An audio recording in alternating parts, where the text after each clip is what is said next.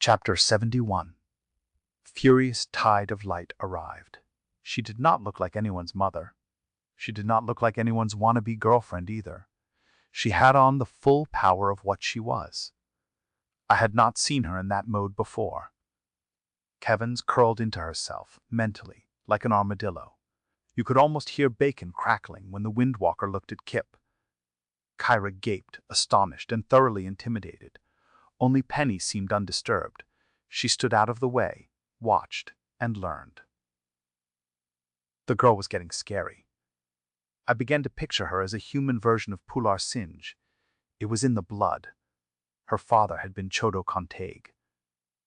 She and Belinda had nothing whatsoever to do with one another. The Windwalker, when she spoke, was gentle, with the conviction of a whip. Are you too clear on how foul a crime has been committed? What is happening has had no equal for 200 years. Straffa considered the drawings and painting. This isn't a game. She stopped. She didn't want to challenge the kids. Adolescents will push back even when they're dead wrong. What have you been holding back? Headshakes I suspected of being less than completely sincere. My sense, though, was that the insincerity had to do with Kip and Kevins, rather than with knowledge of horrible crimes. Their friendship might have a more experimental angle than either wanted brought out in front of her mother or his girlfriend. Both lived lonely lives. They had been friends for a long time. Everyone caught some taste of that possibility, but that wasn't why we had gotten together. I would overrule should the discussion start to slide that way. I exchanged glances with Singe. If ever there was a time for the dead man to be on the job, this was it. Kevins continued to wilt under her mother's scowl. That the Windwalker was her mother did not matter. What did was that one of the most ferocious and talented magic users alive might be displeased by the behavior of one rogue teen. You're completely sure you don't have anything more to tell us? I hoped she really was capable of separating Furious Tide of Light from Straffa Algarda. She stepped in till she and Kevins were nose to nose. She whispered. The girl began to shiver. She was ready to break down, but, still, did not have anything to say. If she did know anything, it was something she would not surrender willingly. I indulged a vain hope that the dead man was playing possum. The Windwalker focused on Kevins but included her audience when making it clear that TunFaire faced a test of right and wrong more terrible than any since the age of uncontrolled experimental sorcery that had produced the rat people, plus worse beasts that had been exterminated during the hysterical public response. Another time of troubles might be coming. Ignorance and fear are with us always. Stupid is all-pervasive. TunFaire wallows in bottomless reservoirs of that. A plague of zombies could trigger something way out of proportion to the horrors we had seen. The Windwalker changed her approach. Kevins, come with me. She used her Windwalker voice. They went to my old office. It was quiet over there. Morley eased himself into the more comfortable chair that Kevins had vacated. He struggled to conceal his discomfort. I hate being like this. You've been hurt before. Not like this. Not this stupidly. Any other time I always knew why. Singe. Anyone find out who paid that healer to drug me? That would have a yes and no answer. The dead man saw the woman inside the healer's mind, but only vaguely. She tipped a hand toward Penny's sketches. Probably her. Miss Contag, with an assist from Mr. Calder and reluctant cooperation from the Children of the Light, is pursuing that. Other acquaintances are investigating other things. The reports aren't encouraging. It's amazing that so much wickedness can leave so little evidence. These villains are heinous but careful. I asked a question that had been nagging me. Why? Garrett. Why are these people doing what they're doing? If we knew that the search range would narrow considerable. Singe still looked puzzled. Come on. These villains didn't just get up some morning and decide, let's have some fun. Let's cut up dead people and build some jigsaw zombies. They are not zombies, Garrett. Literal mines! Whatever. You know what I mean. Yes, and you are correct. The question of motive has not come up in so plain a form. The behavior we have seen may have little to do with that. I said, it has to do with covering up. A dumb effort to quash something that never got out. That's what attracted attention. We may never know why. I expect the Hill people to get to them first. They have the most resources. Probably. Those people insist. One of those people came back with her daughter. The daughter was pale. The Windwalker looked grim. Kevin's will tell Barate to come see you. She and Mr. Prose will then meet me at the warehouse in Elftown. Question Barate, then send him to join us. No excuses. I don't expect that he will know anything, so it shouldn't take long. Is there anything else you want from these two? No. Kyra certainly had something, but she kept her mouth shut. Kip would have some explaining to do later. Singe handled the door work. The instant that shut, That woman can be fierce when the mood takes her. she didn't think they were telling the whole truth. I turned to Kyra. So now we need to get you home safely. TunFaire suffered ever more virulent paroxysms of law and order, but a beauty like Kyra still rated an escort, if only to keep the chatter down. I was about to volunteer. Singe spoke up first. Dan, please ask Toast and Packer to do the honors. She followed that with burning eye contact. There would be no adolescent bravura on her watch. I folded. Were Singe human, she would have sneered and told me I was painfully predictable. She could play me as easily as Tinny could. Maybe more so because with her my ego did not feel compelled to take stands. And Kyra never argued. The apprentice redhead was feeling exceptionally vulnerable. Toast and Packer turned out to be the rat men who had come with Dollar Dan. Chapter 72. The population of the house on Macunado continued to dwindle. Dean and Penny overruled me and went out to do some desperately needed shopping. Dollar Dan tagged along. I could not refute Dean's contention that all the entertaining had seen our bones get picked. The old man kept muttering about having trouble remembering the recipe for water soup, which was what we would be eating if he didn't go. He clinched the deal by telling me he needed to see Jerry the beer guy. We would find ourselves in a desert otherwise. One keg was dry. The other was down to a slosh. Singe wore the rat girl equivalent of a troubled frown after she recorded the advance she had given Dean. Reality catching up? I asked. Not exactly. I noticed that Amalgamated is 11 days late with the quarterly dividend. We'll need that money if we keep pouring cash into this case the way we have been. I heard "we" a lot but chose not to quibble. Considering the season, the dividend ought to be strong. I will claim penalty interest. Her shoulders hunched like she expected me to take the company line against my interest as an investor. I disappointed her. I didn't know what she was talking about. I left that sort of stuff to her. She understood it. She reveled in it. She wallowed in it when she could. Playmate joined us, trying to sub for Dean. He brought tea but was too shaky to manage pouring it. Sit your ass down, man! You look like hell! He's 200% better than when he got here. Singe fiddled with her papers, getting more restive by the moment. Finally, Take it across the hall, boys. Take it next door. Take it anywhere but here. I have a ton of work. I need quiet to get it done. Morley flashed a killer grin. Playmate looked soulfully wounded. I said, "As you command, so shall it be."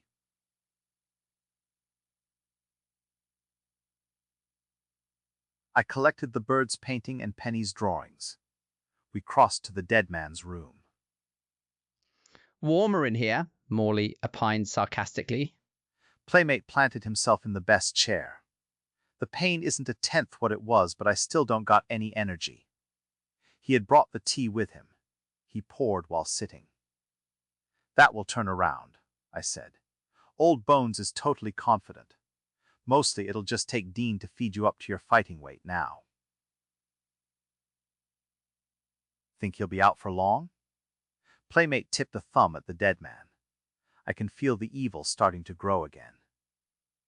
"I don't know. He's unpredictable. The stuff Calder brought isn't working." Playmate tapped a dusting of brown powder into his teacup. "It's working smoky-ass miracles, Garrett, but it just slows the devil down. If I take it faithfully, obeying Calder completely, it will take me 3 times as long to die." His tone was understandably strained. Meanwhile, Morley studied the artwork like he was determined to commit every brush and pencil stroke to memory. "I think I've seen that man in the painting somewhere." I suggested, "Year and a half ago? The mess at the World Theater?" Playmate stared some more. "I see what you mean. But that's not the same man. An older brother, maybe. Garrett Algarda was an only child. I got it, Nat something. A long time ago. I was a kid. But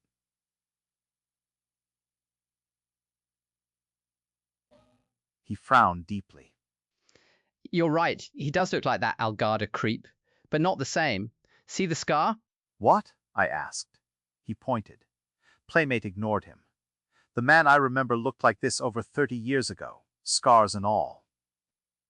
I enjoyed that pleasant feeling you get when you stumble onto something good, though I didn't really know if this was worth the stumble. Playmate smacked himself upside the head. The drug is working already.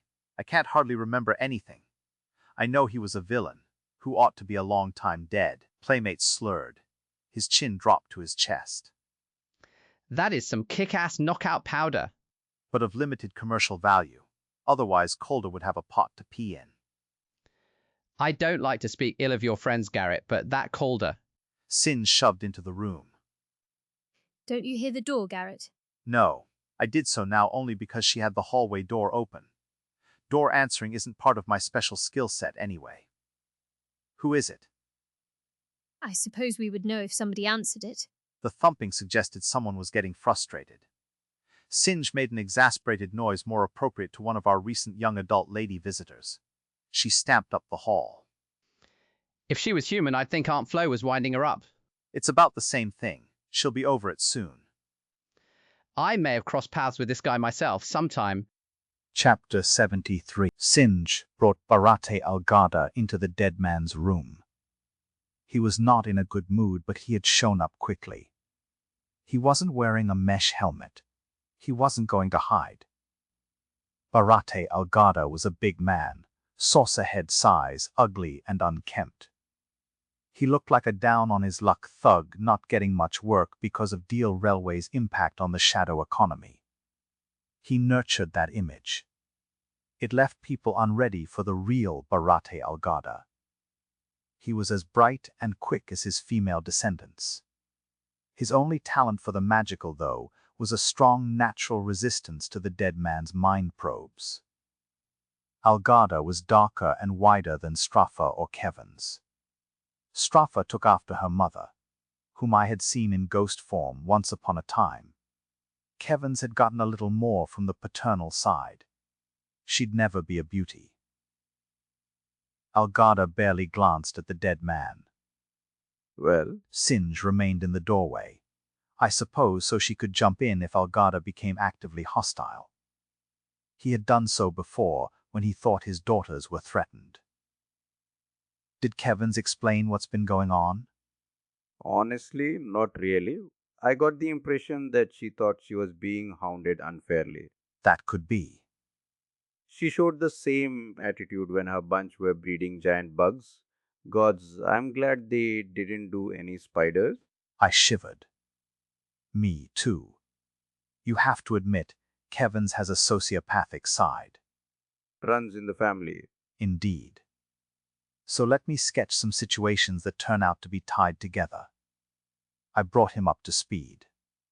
Bizarre. Where does my daughter fit? I started looking for the best words to indicate a warehouse owned by his mother.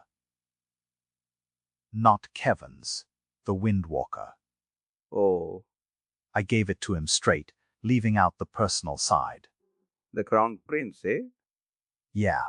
Morley listened quietly. Playmate joined old Bones in dreamland, only he snored. Curious Singe looked like my sanitized tail made her want to take a nap too. Glassware, eh? Unusual glassware in a warehouse in Elftown. Where Kevin's lived for a year. A place owned by your mother. A strange woman, my mother. She kept secrets. He seemed mildly surprised. Why not just add another whole level of weird? Though the dead man would have cautioned me about jumping to conclusions based on prejudices. I reiterated. There was evidence that Kevin stayed there. The specials have that. She says she was there for a year. She knew about the place because her grandmother took her there when she was 12. That's how you got to my mother. Does the glassware mean anything special?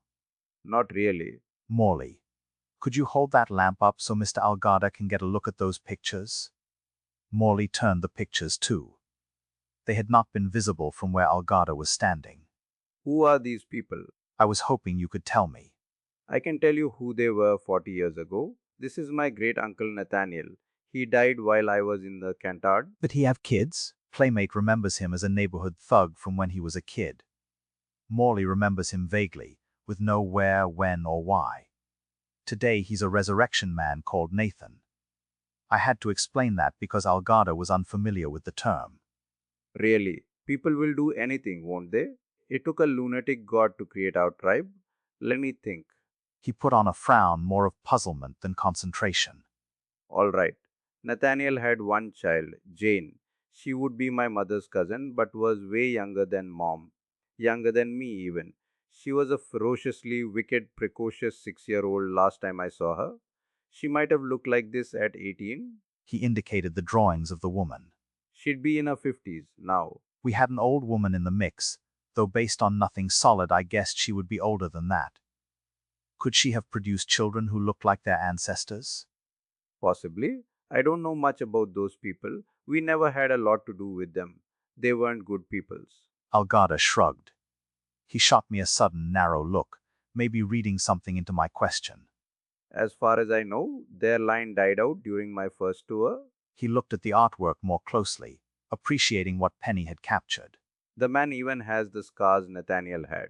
He looked hungry when he considered Penny's drawings. He was deeply uncomfortable when our gazes met again. Are you some kind of diabolical facilitator? Excuse me? Last time the Algardas got into trouble, you were digging up worms. Here you go again. The worms were there, begging to be dug. Be grateful Garrett was manning the shovel. Algarda was a hard guy. He tried laying a hard look on Morley. Morley took no notice. You're right. There's probably some serious behind-the-scenes rumbling going on at the top of the hill. This could even tie into some odd questions I've been asked lately by people I never expected to visit my new place. He did not explain. I'll dig into a couple of old family legends. He turned toward the doorway. Singe did not move. She looked to me for advice. I nodded but said, I'm supposed to tell you to go straight to the place in Elftown from here. He frowned. Of Lane the Renford Year? For who? The Windwalker. He gave me the hard eye but then just nodded and turned to follow Singe. She returned from the door. I don't think he is happy with you. My heart is broken. Was his mother involved last time we had some excitement with his people? A couple of old crows got themselves dead, if I remember. I do not recall. I will look it up. Someone knocked. That will be Mr. Tharp. Have you started reading minds too? No, that would be crippling around you two. I saw him coming up the street when I let Mr. Algarda out. She went to open up. We're inching towards something. Yes, and it might involve the undead or zombies after all. Chapter 74. Tharp rolled in and crashed onto a folding chair. Damn. This cold air feels good. Pumped. Working on getting there. Just hit about 25 pounds. Shit. Look at you. Up on your hind legs and everything, Dopes. It hot out there? I said. Once we weaned him off the poison, he came back fast. Next week, he'll be able to make it to the front door with only one rest stop. You better watch out for the little girl then. He'll have her giggling and squealing like a piggy in some dark corner. Once upon a time, Morley would have joined the game. Now he just scowled. I'm a one-woman man, Head. Singe, honey, my dogs are worn down to the ankles. You want to take a look out front and see how big that flock of flying pigs is? Take one of them amalgamated umbrella thing jobbies along in case they got the flying diarrhea. He snickered at his own wit. I chuckled too. Morley tried but only managed to look grim. Gotcha. A health issue, that woman being involved. Maybe a real health issue. Morley looked physically uncomfortable. I asked, You all right? You need something. I've been pushing it too much. I'm starting to feel it. Singe, I don't think he's ready to do without his angels. I hadn't seen any rat women today. I'll make sure they're here tonight. Good on you. Why don't we ask Mr. Tharp what he's doing here? That might prove interesting. Mr. Tharp was hoping somebody would bring him a mug so he could relax while he was telling his story. I asked, You need musical accompaniment? I saw a mandolin somewhere the other day, when we were salting the windows. It was short 2 strings, though. Singe made a growling noise. Maybe that was enough grab-assing around. There's a problem, Head. The beer barrel ran dry. Dina's out trying to find Jerry right now. I guess I can wait. Singe growled even louder. Whatever happened to that sweet little rat girl you brung home a few years ago, Garrett? She spent those years around crude human men. Please do explain why you came here, besides the obvious. She bruised Tharp's feelings with that, not something easy to do. He knew she was calling him a moocher, which he was often enough, but not the obnoxious kind you want to bang on the head with a shovel. Usually you wanted to help, gently, because Saucerhead is a good guy blessed with a plentiful supply of minor bad luck. I told him, "You've been bubbling. You've been threatening to tell us an interesting story. So how about it?" I glanced at Singe. I had no idea what he had been asked to do. Singe shrugged. She didn't know either. And Saucerhead wasn't talking. He did, in fact, seem confused. He's really asleep? The dead man, I mean. He really is. He'd be snoring like Playmate if he was among the breathing. Damn! I figured he'd plunk in there and get what he wanted before it went away. Getting exasperated, I snapped. Just do it the old-fashioned way. I'll give him the word when he wakes up. Oh, yeah. That'd work, wouldn't it? So what it is, he wanted me to prowl around the costume shops in the theater district. TunFaire did not have a theater district as such. Theaters were scattered across Midtown, with others downtown. A few smaller venues were out in the neighborhoods. The world was 4 long blocks from its nearest competitor. The support shops, costume makers and set builders were concentrated in a patch near the geographic center of the big-name playhouses. And that was what Saucerhead meant. Yeah, himself charging in on things from an unexpected angle. Instead of hunting a girl who wears tight black leather and spiffy wigs, find out who makes her outfits. Find out who whipped up them ugly gray wool suits and goofy helmets for the zombie Brunos. Costume shops, I mused. Clever? I admitted, thinking we needed a neologism for the patchwork reanimated baddies who hung out inside the wool and weird wooden helmets. Definitely outside the box. Not an angle that would have occurred to me. I take it you came up with something, Head, on account of you've been wearing such a big shit-eating grin. I got to admit I never found who made the stuff for the zombies. Maybe the folks that build them have them make their own outfits. But I did find a guy that made stuff for the Hot Witch. Here's the part that's got me feeling smart. This guy ain't no theater costumer. He makes custom stuff for the fetish trade. Do tell. Really? I'm starting to think that we've been underestimating you, Head. People got a habit of doing that. True enough, though usually only in regard to estimating how much abuse he can suffer and go on living. How come you thought of this fetish person? I was passing by his place. I had this friend once, she liked to play dress-up. I knew where she got her stuff, so I went in and got a little pushy, pretending like I was working for Railway. The tailor guy went all white and shaky and told me about this custom order for a bunch of black leather outfits that had to sync up with 6 different wigs. He got his gig through the wig maker, and he got hands-on with the woman when she came for fittings. All right. Good story. Who was she? He shrugged. I don't know. She never told him. But I guarantee you, she got to that tailor. He had stars in his eyes. His hand shook when he showed me how her body curved. And him as Nancy as you can hope to find down there. Excellent, I said. Just excellent. What about the wig maker? I got the name. He should be the next target. This is like taking over for the dead man, Garrett. Us at the heart of the web while minions do the legwork. Saucerhead frowned. He wasn't thrilled about that minion's remark. Mr. Tharp, you do recall the name of that special tailor, don't you? And the wig maker. Saucerhead frowned. He wasn't thrilled about that minion's remark. Mr. Tharp, you do recall the name of that special tailor, don't you? And the wig maker? Saucerhead frowned. He wasn't thrilled about that minion's remark. Mr. Tharp, you do recall the name of that special tailor, don't you? And the wig maker? Saucerhead frowned. Sub thought. Moreless. The throp on this. Who the fresh fran? I'll of the sh on glilly. You hear can tell. Provided trefed in a sniff could raise. I'm sorry we happened to listen to Christ right now. Biontic. By Laminia. Saucerhead frowned. He wasn't thrilled about that minion's remark. Mr. Tharp, you do recall the name of that special tailor, don't you? And the wig maker? Saucerhead frowned. He wasn't thrilled about that minion's remark. Mr. Tharp, you do recall the name of that special tailor, don't you? And the wig maker? Saucerhead frowned. Sup of thoughts. Food. You know Chapter 75. Jerry the beer guy turned up while Singe was winkling critical information out of Saucerhead. I helped bring the kegs in. Dean had gone for an extra, a standard-grade tavern beer good enough for our endless stream of guests. Saucerhead was the first benefactor, though what he got was the last partial pitcher off the cripple in the cold well. I took half a mug. Morley got nothing, but he doesn't drink. Singe got a taste off Saucerhead's pitcher. Dean and Penny came back as Jerry and I were loading the empty kegs on his wagon. Dean had bought so much stuff he'd had to hire a cart to haul it. I did a brief apprentice stint in the porter trade. It's good to develop new skills. Dean's purchases didn't inspire me.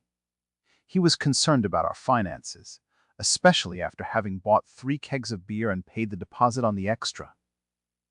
While lugging apples and potatoes, I took a look around. The complement of watchers had become disrespectfully small. Folks thought the tale had moved on. Morley and I were not considered factors anymore. Or maybe the powers on the hill had grown fangs so long and green that people formerly inclined to hang on my adventures had chosen discretion as their expression of valor. Yeah, that felt better than thinking I wasn't worth watching anymore. Having made sure the fresh kegs felt at home, I scuttled back into the dead man's room. All right, Mr. Tharp. You've done an admirable job so far. What next? I don't know. His tongue had gotten a little thick already. He was thinking about his next pitcher. I figured somebody else should take over. I asked so many questions, people were starting to believe I was one of Railway's runners. One of the ones so dumb you don't know how to hide it. They act scared? Of course they did. Everybody's afraid of the unpublished committee, excepting you and me and maybe a napping friend across the way. He meant Morley, who had gone back to his cot while the beer barrel population was being restored to glory. Any threats? You know anybody stupid enough to threaten Railway's thugs? Anybody still running around loose, I mean. There's probably a shitload helping drain Little Dismal swamps. You're right. I don't.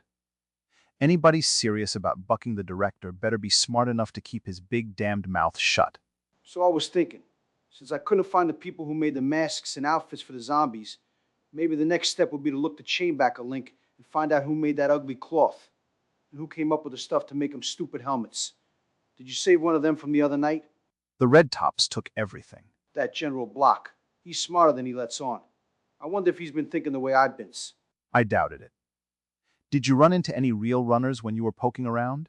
No. You were ahead of them. I should give Block a heads up. He could swamp that district with investigators able to scare a stone into spilling its guts. I'm thinking you're onto something, Head. I got one more thing. Then I'm going to head into the kitchen and get me another pitcher. I'm going to enjoy that. Then I'm going to curl up in a corner and sleep for about 2 days. Sounds like a plan. What's your one more thing? Get the Remora to take over where I left off. He pokes around down there, then people will lay down and spread their legs. They'll do anything for him if it might get them a shot at connecting with one of his shows. Saucerhead, you drink all the beer you want. I felt like the peasant boy who's just been handed the magic sword. Big things were coming. Saucerhead with Tharp showed me his biggest, goofiest grin headed for the kitchen. I went over to discuss it with Singe. She was recording Dean's purchases in her books. Chapter 76. Saucerhead came up with an original idea, I explained. That is an interesting angle. Somebody has been feeding him smart pills. Let's hope Mr. Salvation feels amenable. She brushed aside my suggestion that we send for him. He'll ignore us if we appeal to him. He needs to think things are his idea. Wrangling him takes craft. Did Old Bones craft him into doing something for us? He did. I don't know what. Certainly something the dead man told him only he could manage. I shook my head. John's Salvation. I couldn't get used to a remora with heirs. Focused on her books. You need to put your prejudices aside when you think about that man, Garrett. He is a near-complete waste of flesh in ways you consider important, but he is also the best and most powerful playwright working. And, in his mind, he is one of your inner circles. I got you. But do you realize how ridiculous that is to anybody who knew Pilsud's-Vilchik? Answer the door. I still have entries to make and Dean's notes look like he kept them in code. The door? Someone is knocking. Damn, your ears are better than mine. I'm young, I'm pretty, and I'm not human. No way could I respond to that and have anything good come of it. She snickered as I left the room. John Stretch and 2 rat women were on the stoop. I figured his henkrats had witnessed the beer delivery. The so well-to-do lord of the ratfolk underworld joined me in with the dead man. His women joined Morley. This cool air is wonderful. I had worked up a sweat doing porter work, so I was in complete agreement. I'm scared to ask Singe how much we pay for the heat exchange spells, but on these warm days it seems worth it. There must be some kind of climate change going on. Rat people aren't usually bothered by hot weather, but this much heat, this early, worries me. What will it be like when we hit the blazing heart of summer? Blazing heart, eh? Not original, I admit. It is from a street corner rant I heard the other day. Though he actually said, the blazing heat of summer. His point was, the hottest day of summer would seem refreshingly cool once we found ourselves in hell. A street theater guy, you got to love them. Life would be less fun without them. Too true. He had a reason for being here beyond a hope for free beer. I put on an expression of eager curiosity. I drank some beer myself. The reason I came by, I wanted to let you know, I just launched a special operation. I took a long sip. I'm all ears. The stink of corruption in that warehouse had to be unique. And something like it would be strong wherever the zombie makers are building their monsters now. He looked expectant. I imagine so. I looked expectant right back, sure he had a point to make. Yes? Ah. Pleased with himself. I put out word to ratfolk across the city. Sniff out places that stink of death and chemicals. Brilliant. How could the people who wanted the thing left alone object? Everybody is thinking more clever than me. Everybody? Saucerhead Tharp came up with the notion of looking for the people who made the costumes, then to work back from them. That would be interesting too. But my method has more promise. You're right. Find the monster manufactory and backtracking won't be necessary. He wanted more pats on the back. Some parts of his life must not have been going as well as he would like. I said, enjoy your beer. Which must not have been the perfect sentiment at the moment. He looked puzzled. The day went downhill from there. The world kept intruding. All the folks sent out by the dead man would come back to plague me. Chapter 77. John's salvation turned up first, glowing. He shook my hand. I don't know what you did, Garrett, but thank you, thank you, thank you. All right. Good for me. What are you talking about? Tinny, she's going to take the part. She turned up for first readings this morning. She was an angel, and she nailed her character first try. Thank you, thank you, thank you. Any time. But do me a favor. Tell her my dividend is late. Way late. 11 days late. Singe managed a fierce growl. All right, I'll pass it on. To business. The dead man asked me to talk to people I know about who holds the deed to the warehouse where they were making zombies. The owner is Constance Algarda, better known as Shadow Slinger. Wasn't she one of the people the bellman killed when... No. I remember now. He busted her up, but she lived. I report, sir. I don't do analysis. If she's dead, she still manages to be active in the real estate world. She owns other properties around town. I brought a list. He produced it. Singe snagged it, began copying it to make sure the information got put away safe before I could contrive to lose or destroy it. Just as a bit of practical information, I wasn't the only one asking questions. People from the palace, people from the guard, and some scary-looking people off the hill all poked into the same stuff before I did. That might not be good. There's something else you could do to help. You being uniquely qualified. I explained the costume angle. You think? I can handle that. Easy. I have a big lever. We need lots of costumes and sets for the Fairy Queen. I couldn't tell the man he wasn't half the waste of human flesh that I'd always thought. but I could think it and maybe he could sense it. Singe finished copying the list. She handed the copy to her brother. John Stretch scanned it, took a drink, bobbed his head, and left the room with Singe right behind. He was less under the weather than I thought, and more literate. Singe returned, began making another copy. I asked when did he learn to read. While you were away. He's slow and he has trouble with script, but he understands that literacy is the most useful skill you can have in life. What's he going to do with that list? Have his people sniff around. He'll need to be careful if those others are doing the same thing. Give the dumb rats some credit, Garrett. He heard.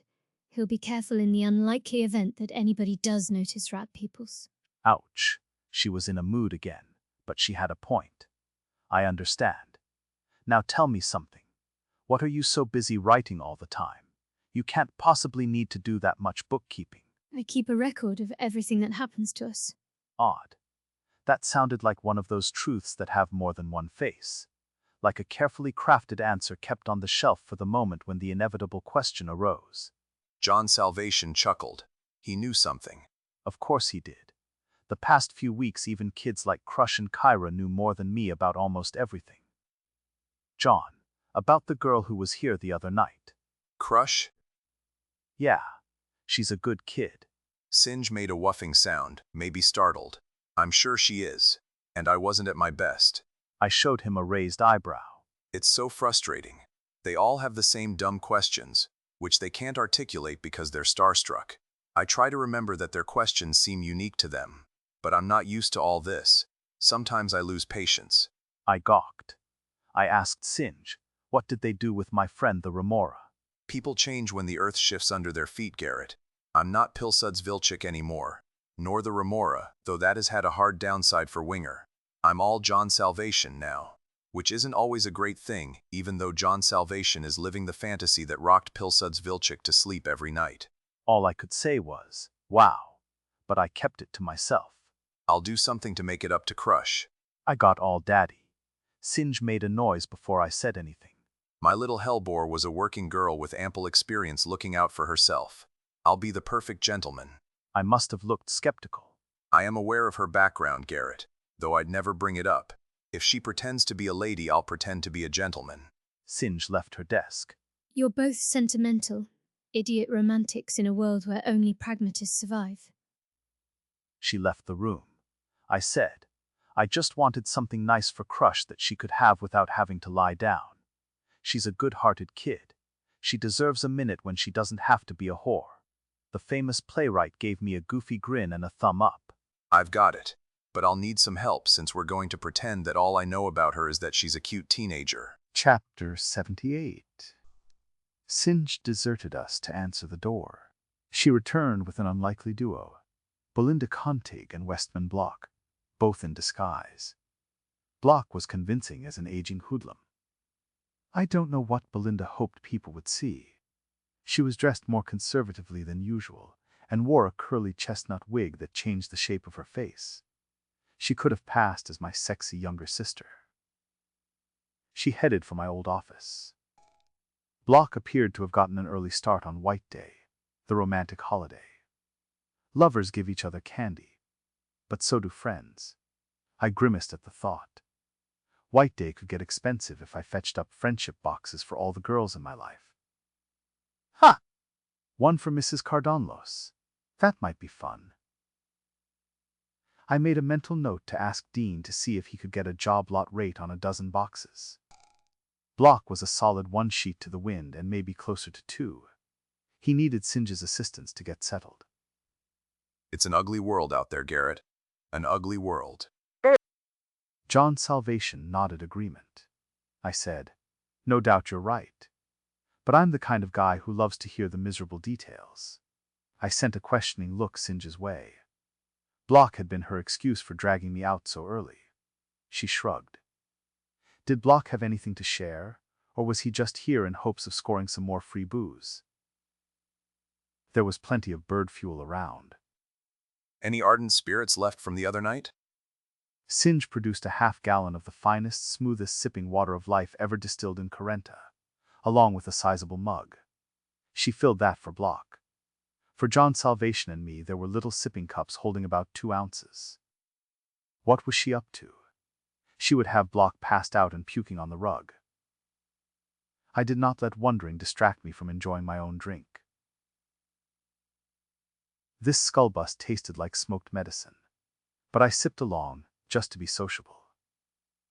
Block failed to expand upon his contention that the world was less than beautiful. He was too busy spooning with his ardent spirits. Belinda joined us, evidently satisfied that Morley would live. Give me a big-ass mug of that shit, Garrett. I'm in a mood to get wasted. I asked, "You all right?" I'm better after seeing him, but are you stupid? Of course I'm not all right. My idiot lover is still down, and there isn't a goddamn thing Belinda Conte can do to make things better. Actually, he was awake, aware, and functioning till a little while ago. He wore himself out. He's doing fine, Belinda. But how about you? She looked grim, downed water of life like it was small beer. I'm so damned frustrated I'm thinking about starting a war just to make people pay attention. Whoa, girl. That's not a good idea. Just to make them pay attention, Garrett. Just to make them pay attention. She must have been drinking before she got here. This side of Belinda hadn't come out for a long time.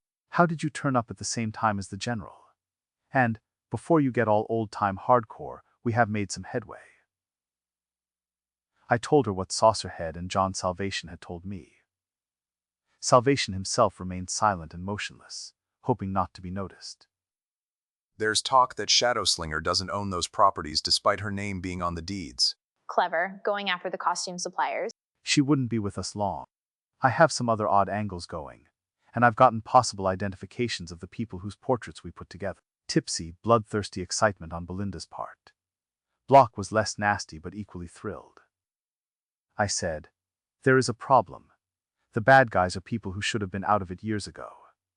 I explained what Playmate and Barate Algarda had told me. The guy's name stays the same. Do we have ghosts? Like at the World? Or a father-son-grandson thing? Or the undead? You have a theory, Garrett? We haven't yet seen any of them out in the daytime. Vampires? That would have seemed silly a week ago. Now, though, the bodies they're rebuilding could be those of their victims. Problem. We got 40 or 50 zombies but no missing persons. We took out 19 but that leaves 30 to go. We for sure haven't had that many people the right age die. Belinda was well toward becoming inarticulate, but, stumbling and bumbling, she managed. Roger keeps whining about his business getting so awful. His customers don't want to be embalmed, they just want to ride to the crematorium. Poor Cap'n Roger. How does a resurrection man stay in business if all the dead get burned? What's the story in the refugee shanty towns? They wouldn't be honest with the red tops since they think you're persecuting them. We would know. Deal would know. His intelligence gathering has improved since your day. He sighed. He took a long, forlorn look into his mug. I could not believe he was still speaking coherently. Belinda had started talking to herself. She could not understand a word she said. Garrett, our problem is that we're drowning in intelligence. We have so much we can't pick out the important bits. What? Occasionally, lately, we've found that everything we needed to know to prevent or solve a crime was in the system, but the information just didn't get to the right people. I hoped he was making excuses, not fishing for suggestions. Singe had some. She held us spellbound while she brainstormed an analytical hierarchy that would sort reports on arrival, evaluate them, then move them to people whose job it would be to determine connections or threats.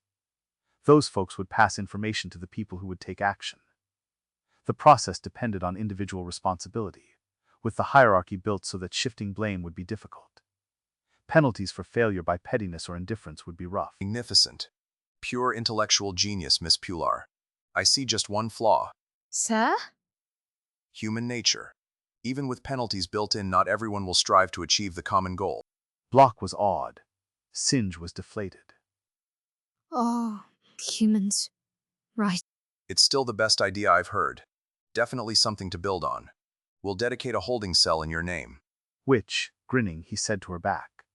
She was up and moving into the hallway. Did I hurt her feelings? Chapter 79. Singe's feelings were not bruised. She had heard a knock that eluded the rest of us. She was back in a minute with Calder, the poisoner. Damn, now I was doing it. The company made Calder nervous. He refused a seat when Singe offered it. I can only stay a minute. I just wanted to drop off some medicines. This bottle, with the green powder in it, is for Mr. Dotes. It will help his body flush poisons. Have him use it till it's all gone, no matter how good he thinks he feels. And this bottle, with the stuff that looks like ground amber, is for the man with the cancers. Very expensive but very effective. It's exuded by an exotic tropical beetle.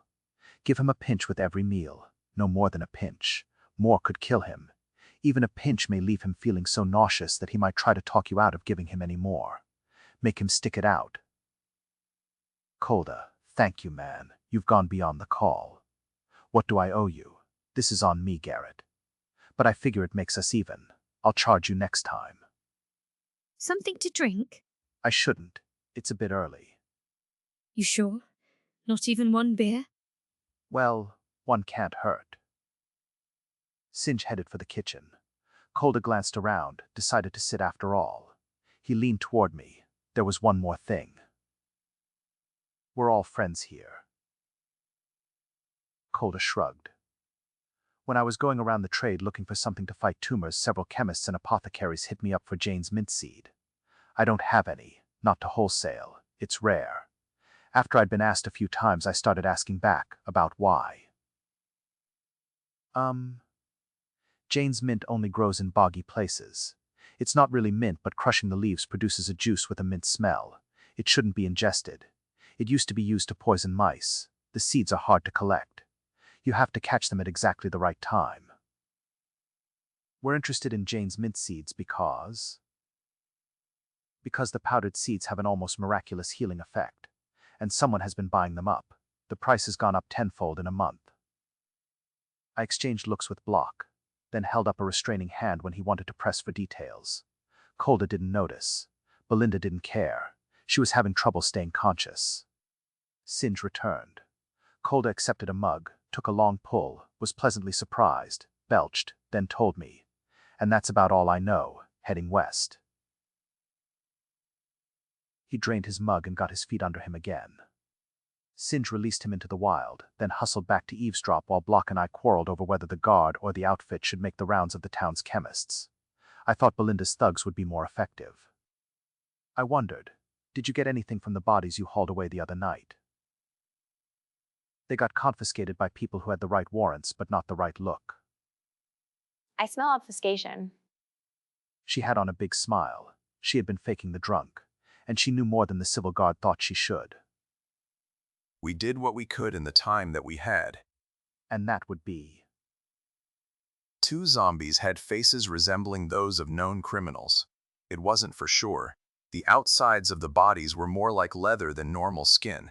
The forensic sorcerers said they were dressed in whole human skins after the surgical rebuilding. The major seams were in the back. Not all of the skins fit right, which might be why they wear the woolen tights. The helmets hide the faces, which are in bad shape. The hair falls out in patches, even in the beards and eyebrows. I hit the key point. You recognized 2 of them. We think we did. And? And what, Garrett? Who were they? How did they die? Where? When? What were the circumstances? They were housebreakers. They were sent to the work camps. Once we give them to works, they're not our problem anymore. Things might have been starting to line up. The dead man's compound minds might have pushed on past what had to be obvious even to a general. I said, if somebody wanted a supply of corpses, she could make a deal with somebody at a work camp.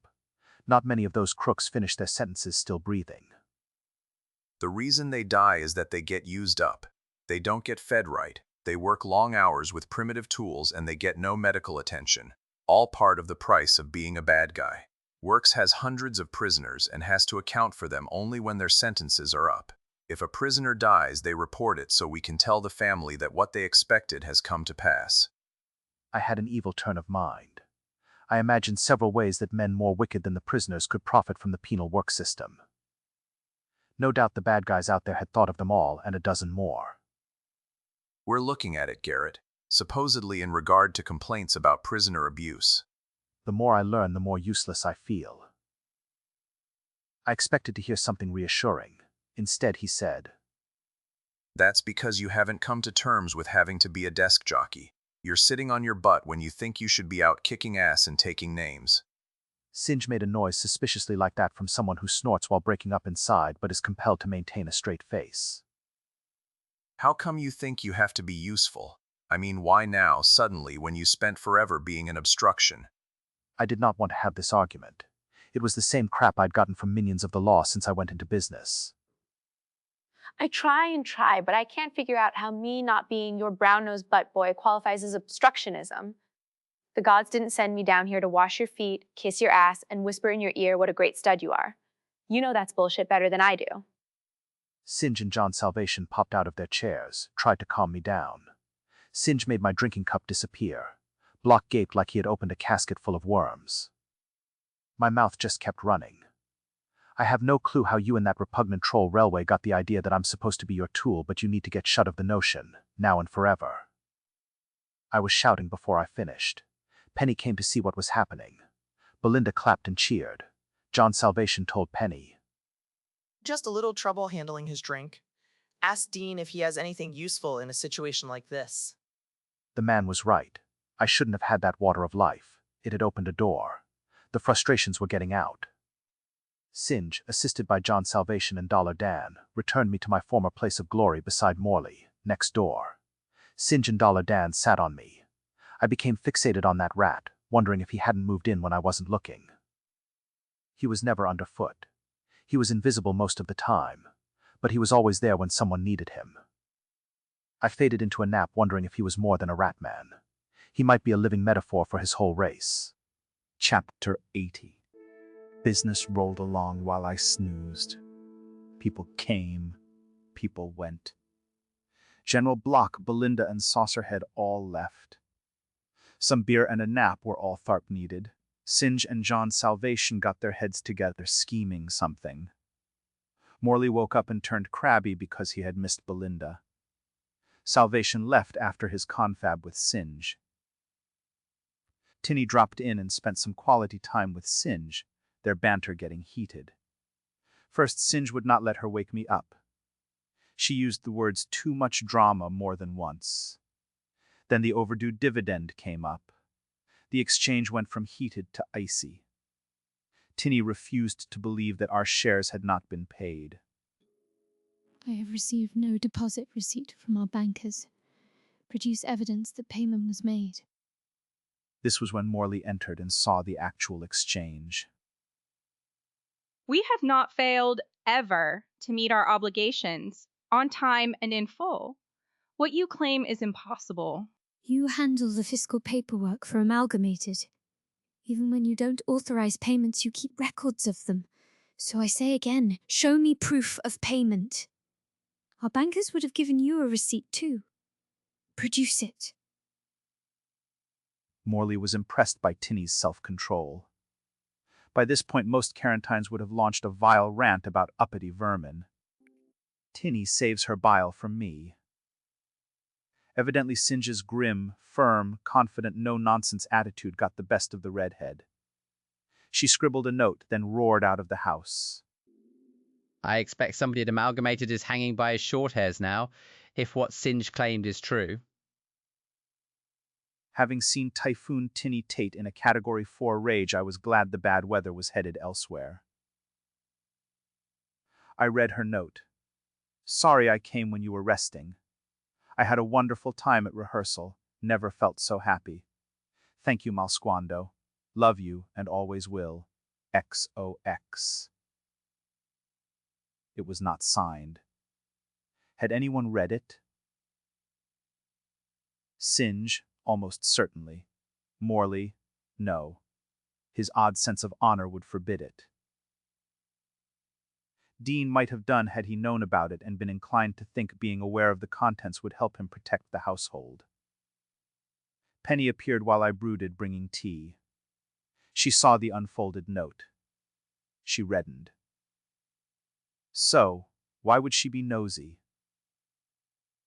Did she have some vague notion about getting back at Tinny for having fed her so much slime about me? Morley watched Penny leave. He chuckled. You missed some real excitement. What? It ought to, and you did it to yourself. My head hurts. Not only did my head hurt, it was still wobbly from the dizzy water. What did I miss? Besides Tinny. Winger. She came looking for a pet playwright. He was gone by then. She was hammered. She wouldn't believe Singe. Singe and Dollar Dan got her under control. She went away then. Bad shape, eh? Blitzed pathetic. She's too old for melodrama. Aren't we all? But still it happens. We shared a moment of silence, reflecting on the absurdities of our relationships. Is it even possible for men to get past adolescence? Maybe not. I'm missing old Bones big time right now. He could share centuries of observation. Meaning? Meaning he could answer your question. Me, I think we can't help but act like juvenile idiots till we can't contribute to the continuation of our tribes anymore. If we were well behaved and thought with our heads. We're slaves to our little best friends, but the gods had a reason for making us that way.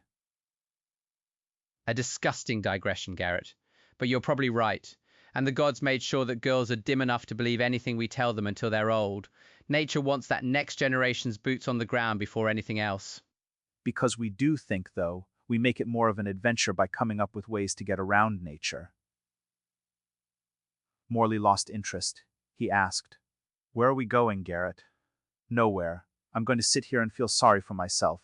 My head will be ready to explode in a couple more hours." What? We were men. We didn't get into stuff like that. Not seriously, did we? I meant in our relationships. You and Tinny practically announced to the world that you were going to tie the knot. You moved in together, then the invitations never came. After a while, people forgot. And now you're involved with a totally delicious confection off the hill, who must have a love me spell on her. Even Dean likes her better than he likes Tinny. I'm not involved. Not yet.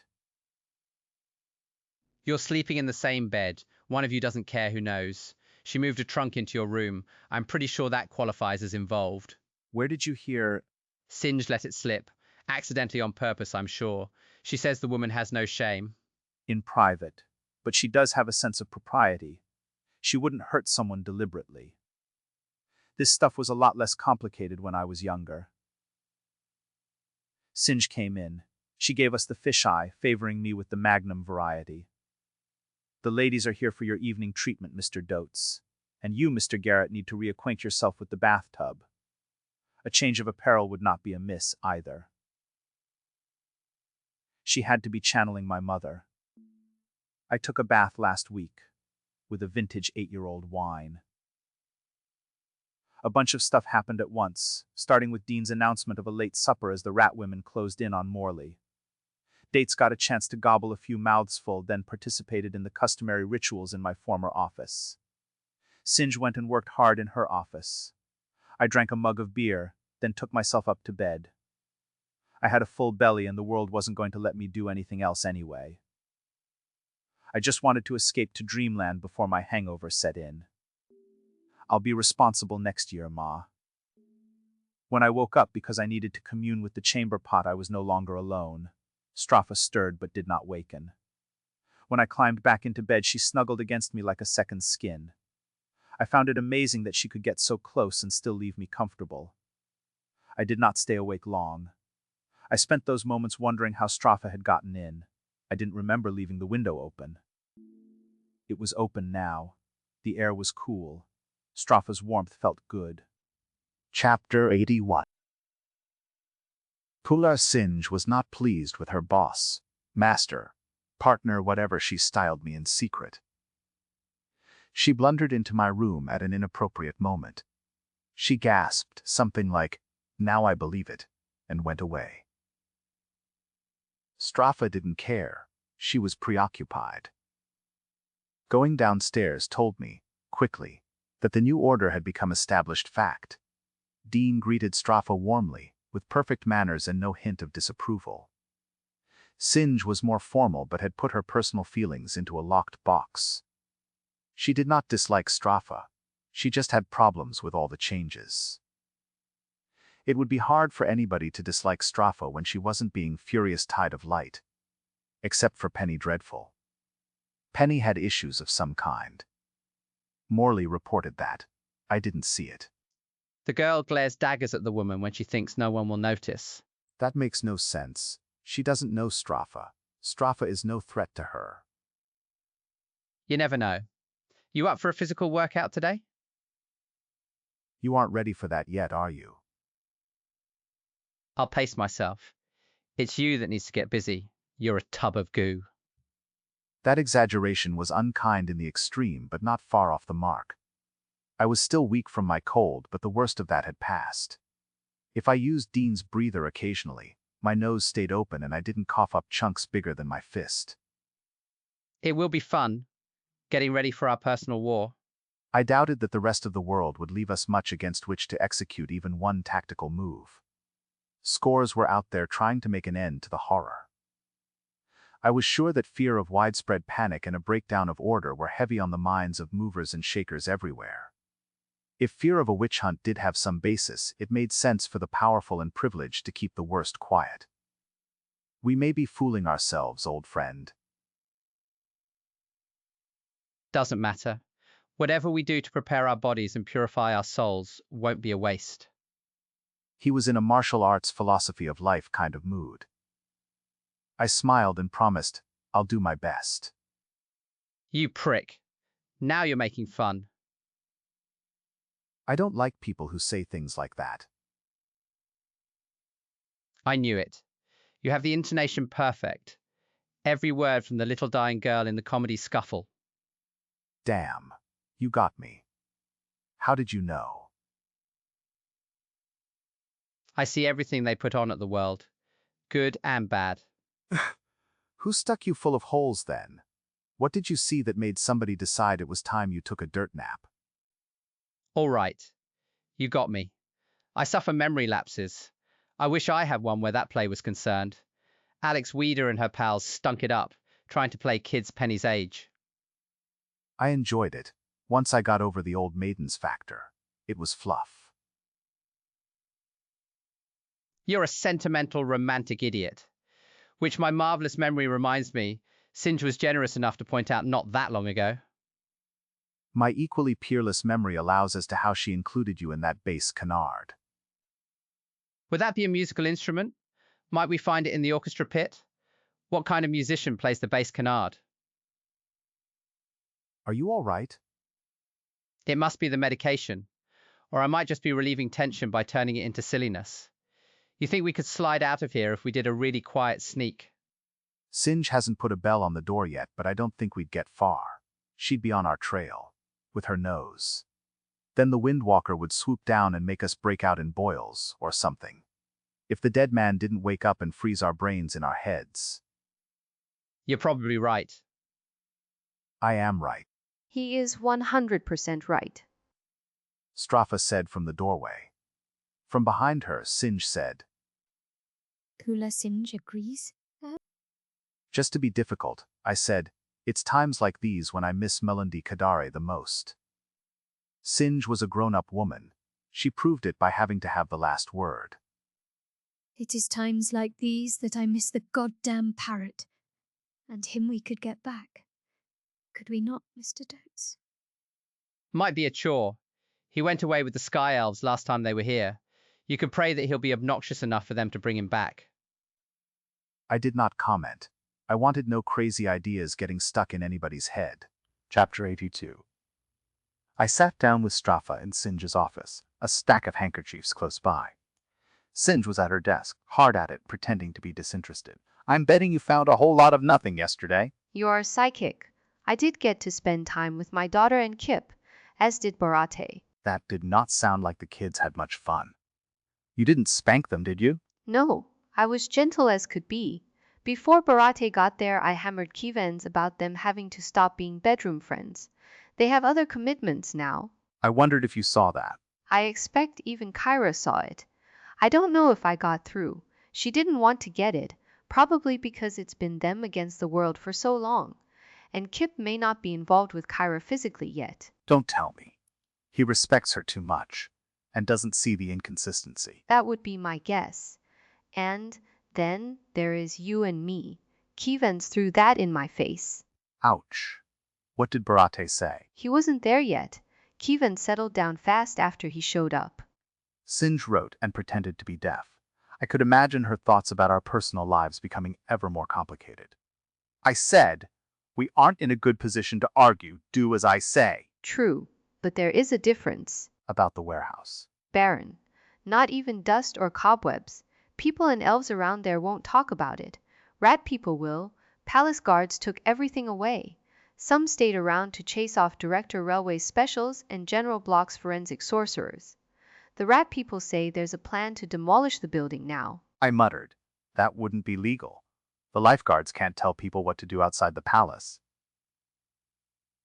It shouldn't be hard to trace where that much stuff went.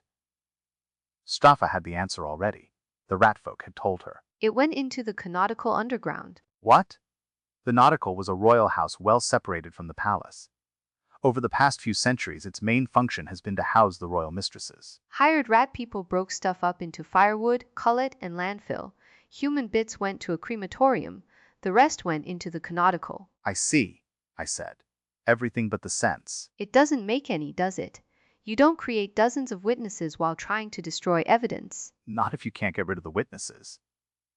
So something else was going on. Maybe it was about purification. Straffa got up, stepped over, eyed my lap like she was thinking about making herself at home. Not in here, please. General Block thinks we are brushing up against a conspiracy against the crown. I waited expectantly. Straffa dropped her snuggle scheme and joined the wait. Well? His goal may be to destroy wealth. Straffa and I leaned toward her. Whose goal? Gods, think. Rupert, suppose there is a plot against the royals, but it's well hidden. The patchwork men are part of it. Maybe they are supposed to create panic and make the people in charge look incompetent. But Rupert doesn't have to know who the bad guys are to break their toys. If they want to stay in business, they have to buy more.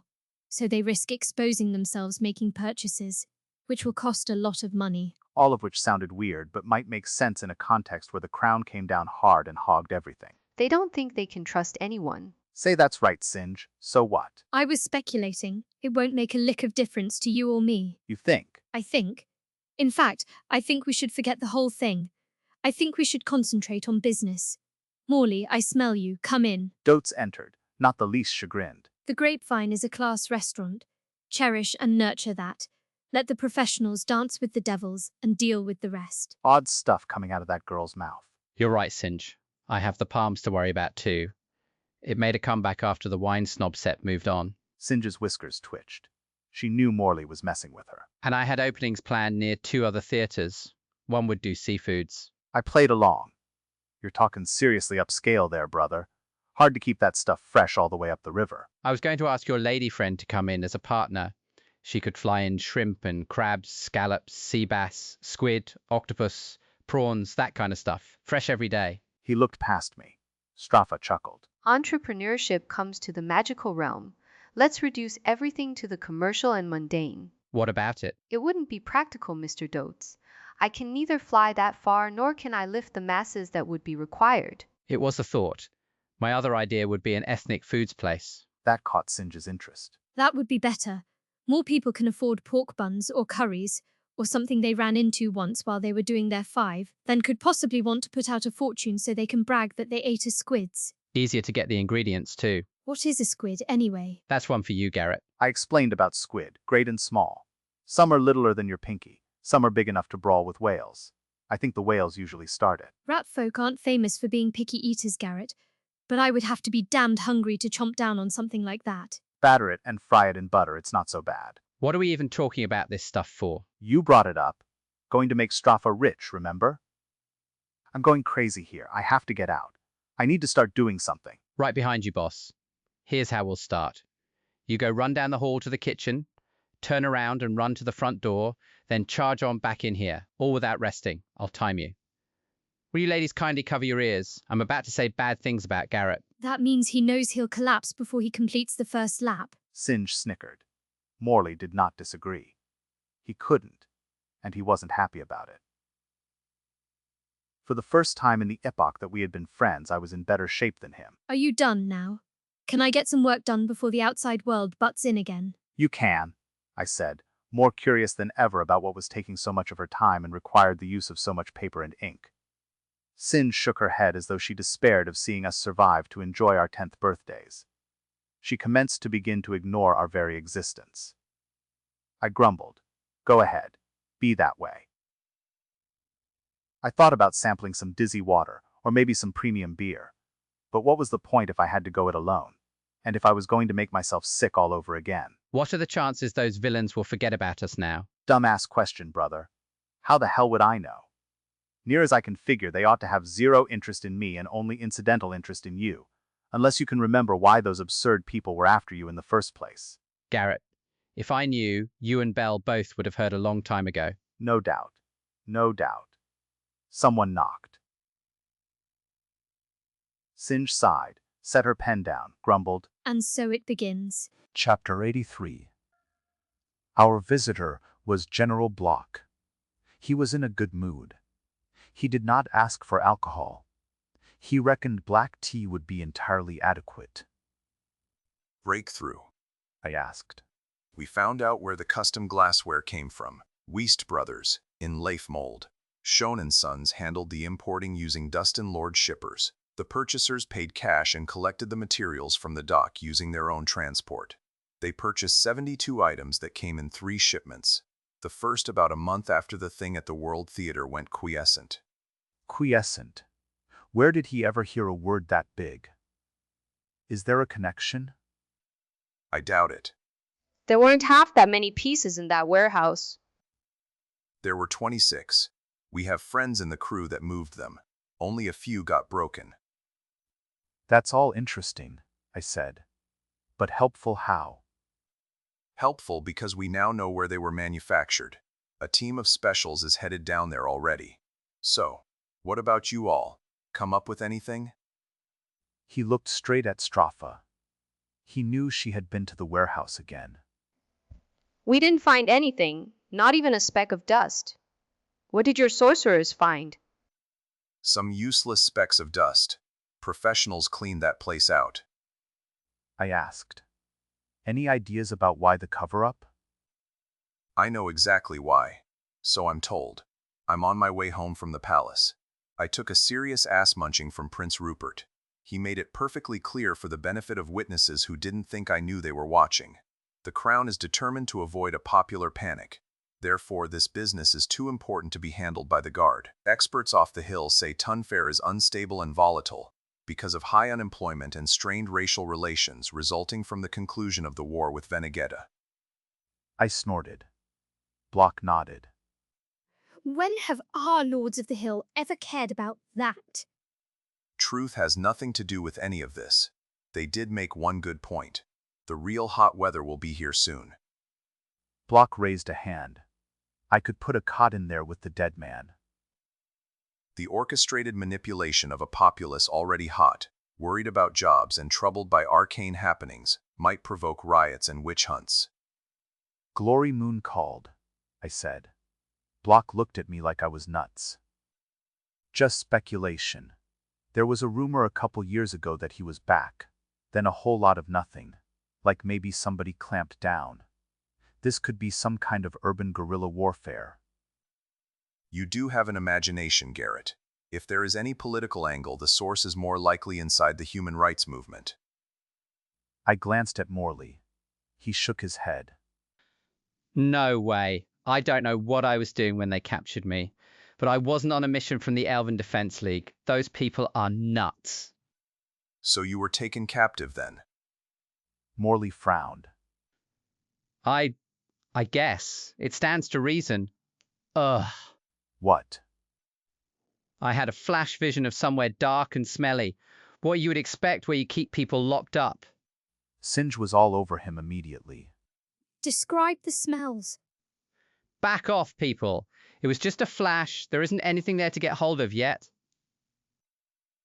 He met my eye, glanced eastward. It was a shame indeed that the dead man was on hiatus.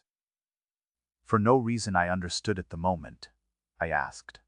Where is Penny? Anybody seen her? No one had. A flurry of activity ended seconds later when Stropha looked into the dead man's room. Penny was in there with the bird. Bird was teaching her to paint. Back in Singe's office, I asked. When did the bird show up? No one knew. Concerned, I hustled to the kitchen to ask Dean. Dean had no idea either, but had Playmate and Dollar Dan in there with him. Dollar Dan said, "That painter guy came the same time I did. The young girl let us in."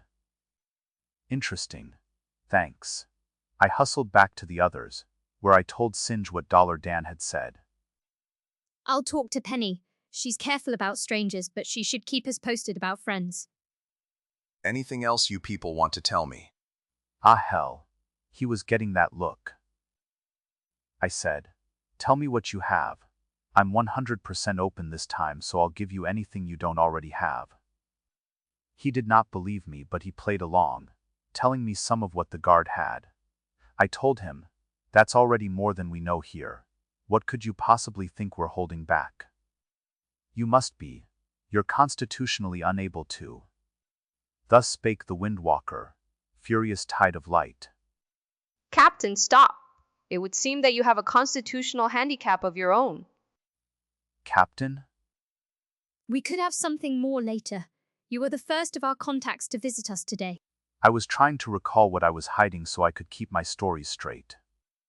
Yes, ma'am. Prince Rupert wants to see you, Garrett. He said to tell you. Going to offer you a job again. Lurking Felsky isn't as straight arrow as he hoped. Why? I shrugged. Not interested. You'll have to tell him yourself. I don't have time. I'm busy here. Garrett, the Crown Prince wants to talk to you. If it's that important, he knows where to find me. Block looked at me like he had caught me pissing on an altar. I was being outrageous, but I figured Rupert was too busy to take umbrage. Somebody knocked. Chapter 84. Somebody proved to be Cousin Artifice Tate. Singe brought him into the office. He handed her a worn leather courier case. It had the Tate crest embossed on it, but almost completely rubbed off. "These people can stand witness to the fact that I delivered this. Please look inside, then tell everyone what that is." He talked bold, but didn't meet any eyes. Singe opened the foxed brown case. She removed papers. She read. This is the amalgamated corporate response to our contention that we did not receive our quarterly dividends. These are deposit receipts, all legally executed, and, note, dated today. There is a letter of apology from Nesta Tate, admitting no malice, stating that because of outside distractions, the chief accountant overlooked a number of dividend payments, possibly, further, due to misbehavior by a family member who should not have had access to the financial offices. So, it was my fault because Tinny had stuff besides business on her mind. But if it couldn't be pinned on me, then a straw man did something bad. They're going to put it onto Rose's. Maybe, if it is her fault. I glanced at Morley. Once upon a time, he and Tinny's troubled cousin Rose had had a fiery thing. First law. And some luck. Thank you, Artifice. Inform your uncles that we are impressed with the quickness and graciousness of their response. Would you care for refreshments before you go back into the heat? She was busy writing again. "No, thank you, but I'd like something written to acknowledge the fact that I did make it here and you got what I was supposed to deliver." I was going to like this Tate. He had attitude. Very subtle attitude. Already done. General, will you and the Windwalker add your chops to make this exchange completely legal? Those two did as requested while I boggled. My little girl knew exactly what to do and was so businesslike nobody thought to demur. She was getting scarier by the hour. Block had on a half sneer that told me he saw me slipping to errand boy status around here. Artifice did some shallow bows and headed for the front door armed with his ragged case and notarized receipt. Clever Garrett volunteered to let him out, fooling nobody, including Artifice, who told me, as I opened the door, "I'm sorry, I don't have anything for you from Tinny. She suddenly don't have time for anything. She does play stuff all morning, then works the books at night." He sucked in a bushel of air, released it in a long, sad sigh. "Man, I think she gave up. She moved her stuff back to the compound when the rat girl wouldn't let her see you. Mommy said she heard her crying last nights." He reached out, rested a hand on my left shoulder. I don't know what I ought to be feeling, man. She's hurting. But I think you done your part. She dug the hole. I'm supposed to be on her side 'cause she's family, but what I'm trying to tell you is, whatever, the family won't be as unhappy with you as you probably think. We're gonna be all right with you. Unless you do something dumb now. I wondered if I would ever actually see Tinny again. Thank you. Which surprised him. Would we become enemies? He was trying to say no, and I couldn't see it happening. Business trumps with the Tates. These days their principal business is manufacturing the wonders that spring from Kip's mind. And bad man Garrett has an undue influence over the genius boy. Glower and grumble some might, but they would not munch any feeding hand. It might be God's help us all, though, if Kip ever ran dry. All assuming everything went on the way it appeared to be headed now. Is fear of your girl's family a good enough reason to keep a relationship going? Chapter 85. I stayed on the porch, waiting for Sarge and Puddle. Let's hope those two never get into a last man standing ugly contest. The refs would call a draw after the 27th round. Hey, gents, what's up? We just swung by to see how Morley was doing. Clearly nervous. The dead man is snoozing. You always say that, and it's usually true. Even if it isn't right now, you want to see Morley, you gotta come inside. Plus, it's too late. You're already inside his range. Up the steps they came. Clever me, I scooted in, got Morley out of Singe's office and shut that door before his boys noticed General Block. No need having them wonder why the head tin whistle spent so much time at my house, close to their boss. I took them into the dead man's room. I don't like it in here with that ting. It's creepy. But that cool air is nice. I'm not real fond of being in here either, but you're right about the air. Penny, my love, can you take a second to show these gentlemen the pictures you and Bird made? The girl had sass enough to mutter, I know a gentleman when I see one. There aren't any in this room. Sarge said, Hey, she's cute. I like that. You want to sell her? Penny stood up to it. Having old Bones right there fired up her confidence. We don't make pictures. Last word gotten, she did do as I asked. I leaned close to Sarge, murmured, Little known fact. I need to keep it in mind myself. The kid is Belinda's half-sister. Ouch! Not that Belinda ever showed the least indication of caring. The boys ignored the painting of the man entirely. Had a renowned shy girl not been holding the drawings of the woman in leather, I'm sure they would have paid the model some crudely enthusiastic compliments. You guys know either of these people? Heads shook. Sarge stated the obvious. I wouldn't mind getting to know her, especially if she's got a ting for old guys with big bellies and not much hair. Get in line. That figures. The man is the important one. I've seen him somewhere, but I can't remember where or when. He's the boss of a gang of resurrection men. His name is Nathan, something like that. The henchmen shook their heads. We wouldn't never have nothing to do with that kind of creep. I believed him. The street climbed right up and proclaimed itself loudly in his speech, along with abiding repugnance. Good to know that Morley surrounded himself with associates who had moral limits. My interest satisfied, I left Morley with his crew and went back to Singe's office. We need to keep the door shut for a few minutes.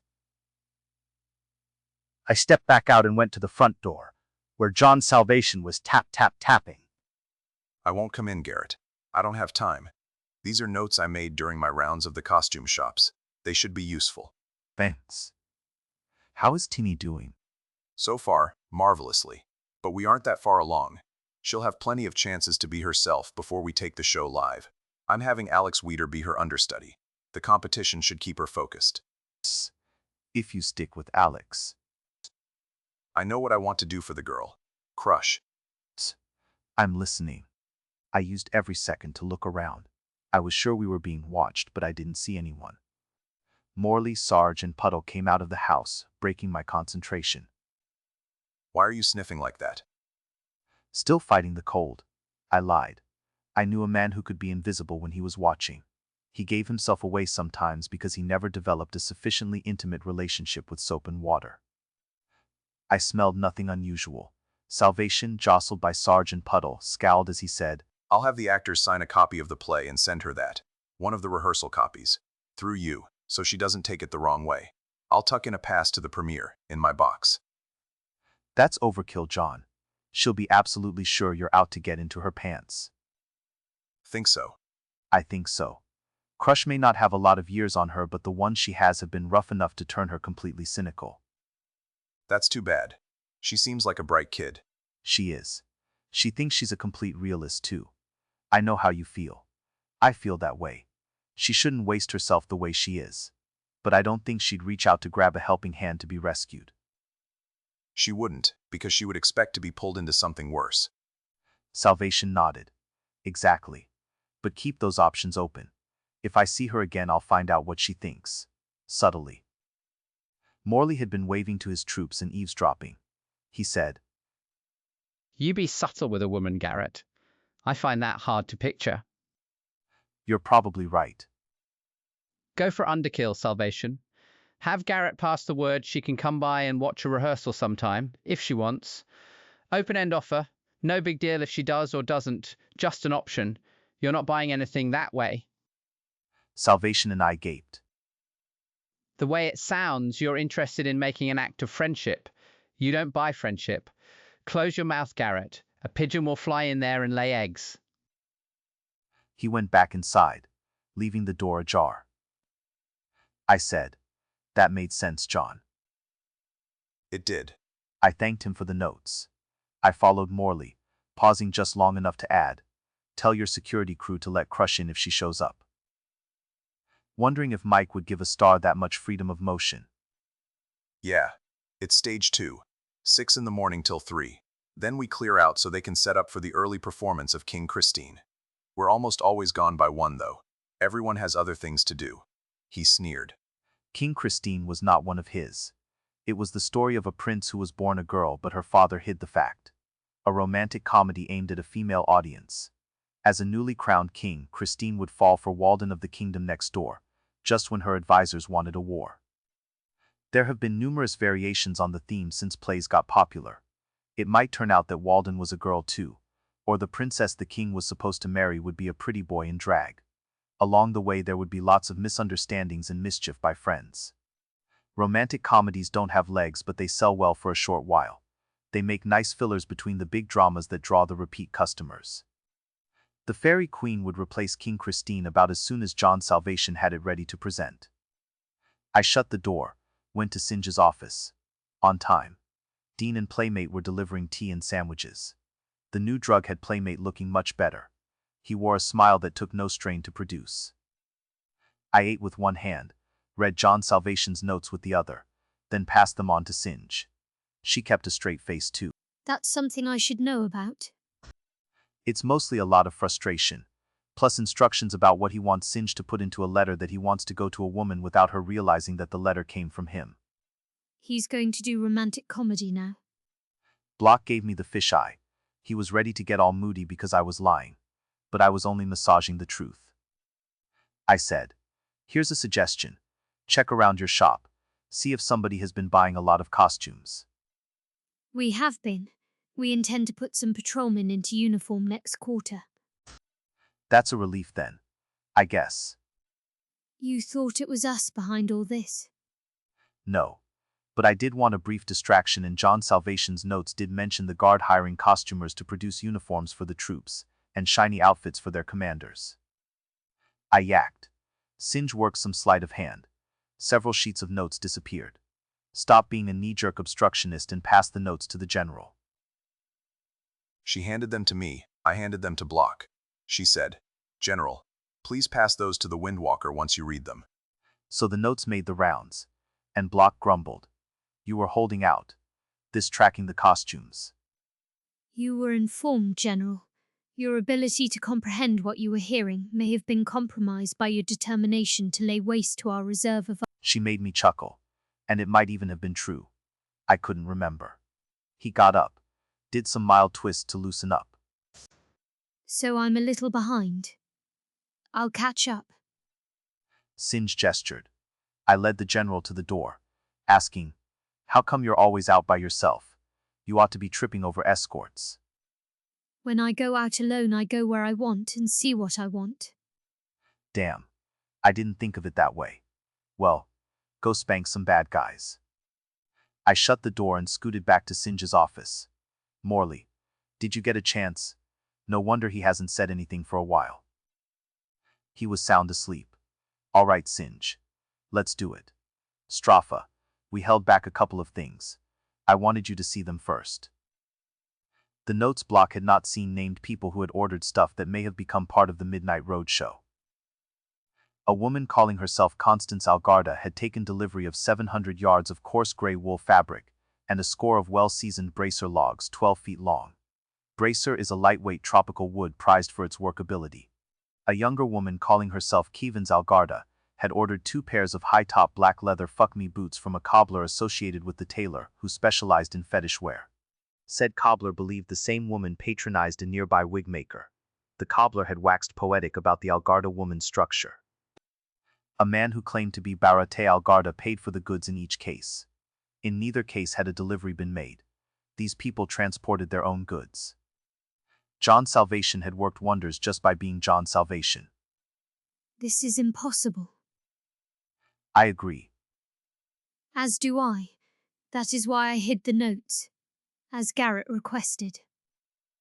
I told Strafa, this part has to be on you, and you need to move fast. Block and Railway will be all over this. It puts them ahead of the busybodies from the palace and the hill. Only Saucerhead had gone round the theater support shops before Salvation. I'll start with Barate. I don't know where he'd get the money, but if he is the one... She whisked out, turned left toward the kitchen and stared instead of toward the front door. I looked at Singe. She said, I don't believe it is those 3. Well, maybe the old woman. We need to be careful. You think Shadowslinger would frame her own flesh and blood? Most of those hill monsters would. My concern is us getting tangled up in guilt by association. Oh, maybe I picked the exact wrong time to get involved with a Windwalker. It's too bad she is the only one who can go out. Someone ought to take the artwork to show the cobbler, wig maker and fetish tailor. Scarier and scarier. You should have thought of that before she left. I will talk to her when she gets back. Chapter 87.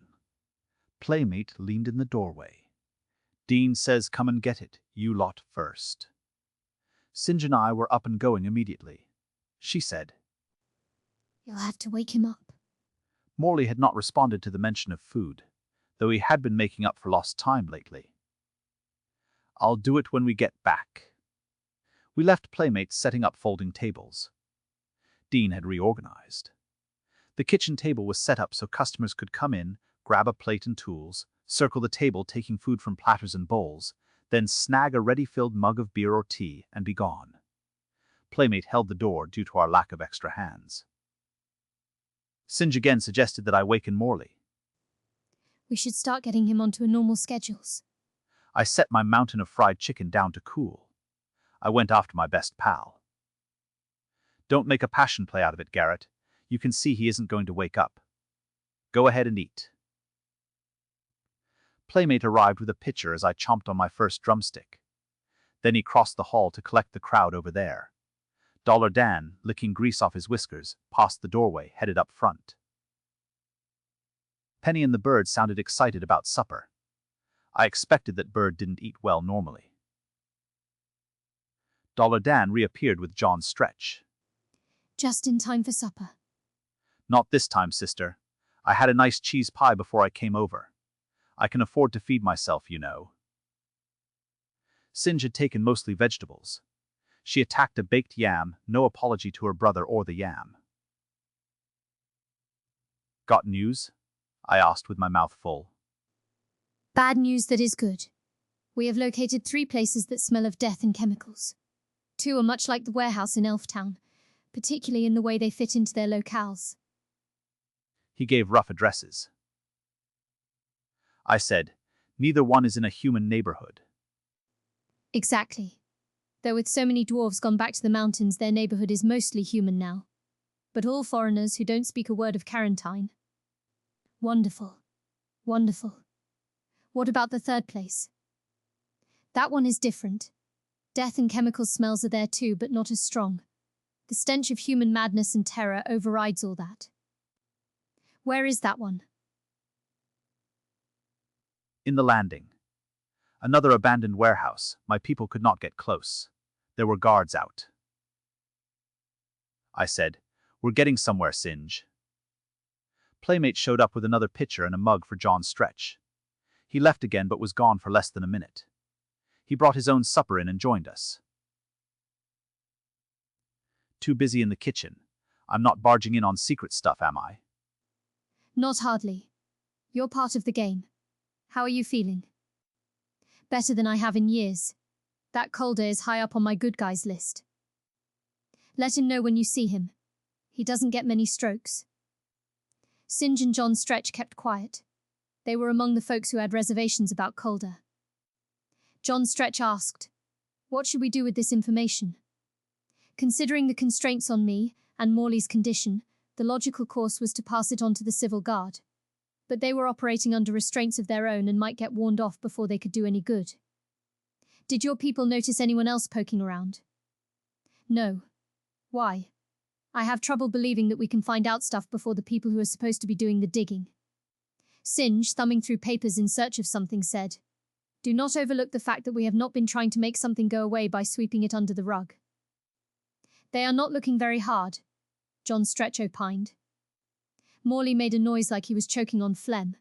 He got over it before Playmate reached him. He opened his eyes for a moment but was not awake or seeing. Here it is. What's that? The list of properties registered to Constance Algarda. There are no matches with the properties Humility is located. Be interesting to find out who does own them. We have no one we can send to find out. I could go. Dollar Dan and his crew can manage here. You may be past caring, but how would that play with Tinny? You leaving the house for a title search but not for her. I'll do what I always do. Apologize later. It's too late to do it today. I'll put it on the list. Now I had a young adult rat girl telling me what to do. When God scribbled my fate on my forehead, he included a glyph saying I had to be a toy of the yin half of the universe. Morley mumbled something. Playmate popped up. I'll get him some dinner. I went over, lifted Morley's chin. I'm fine, Garrett. I was just asleep. Now I'm awake and eager to break some bones. I had a dream. And cranky. I held back on the wisecrack. This might be important. It's trying to get away now.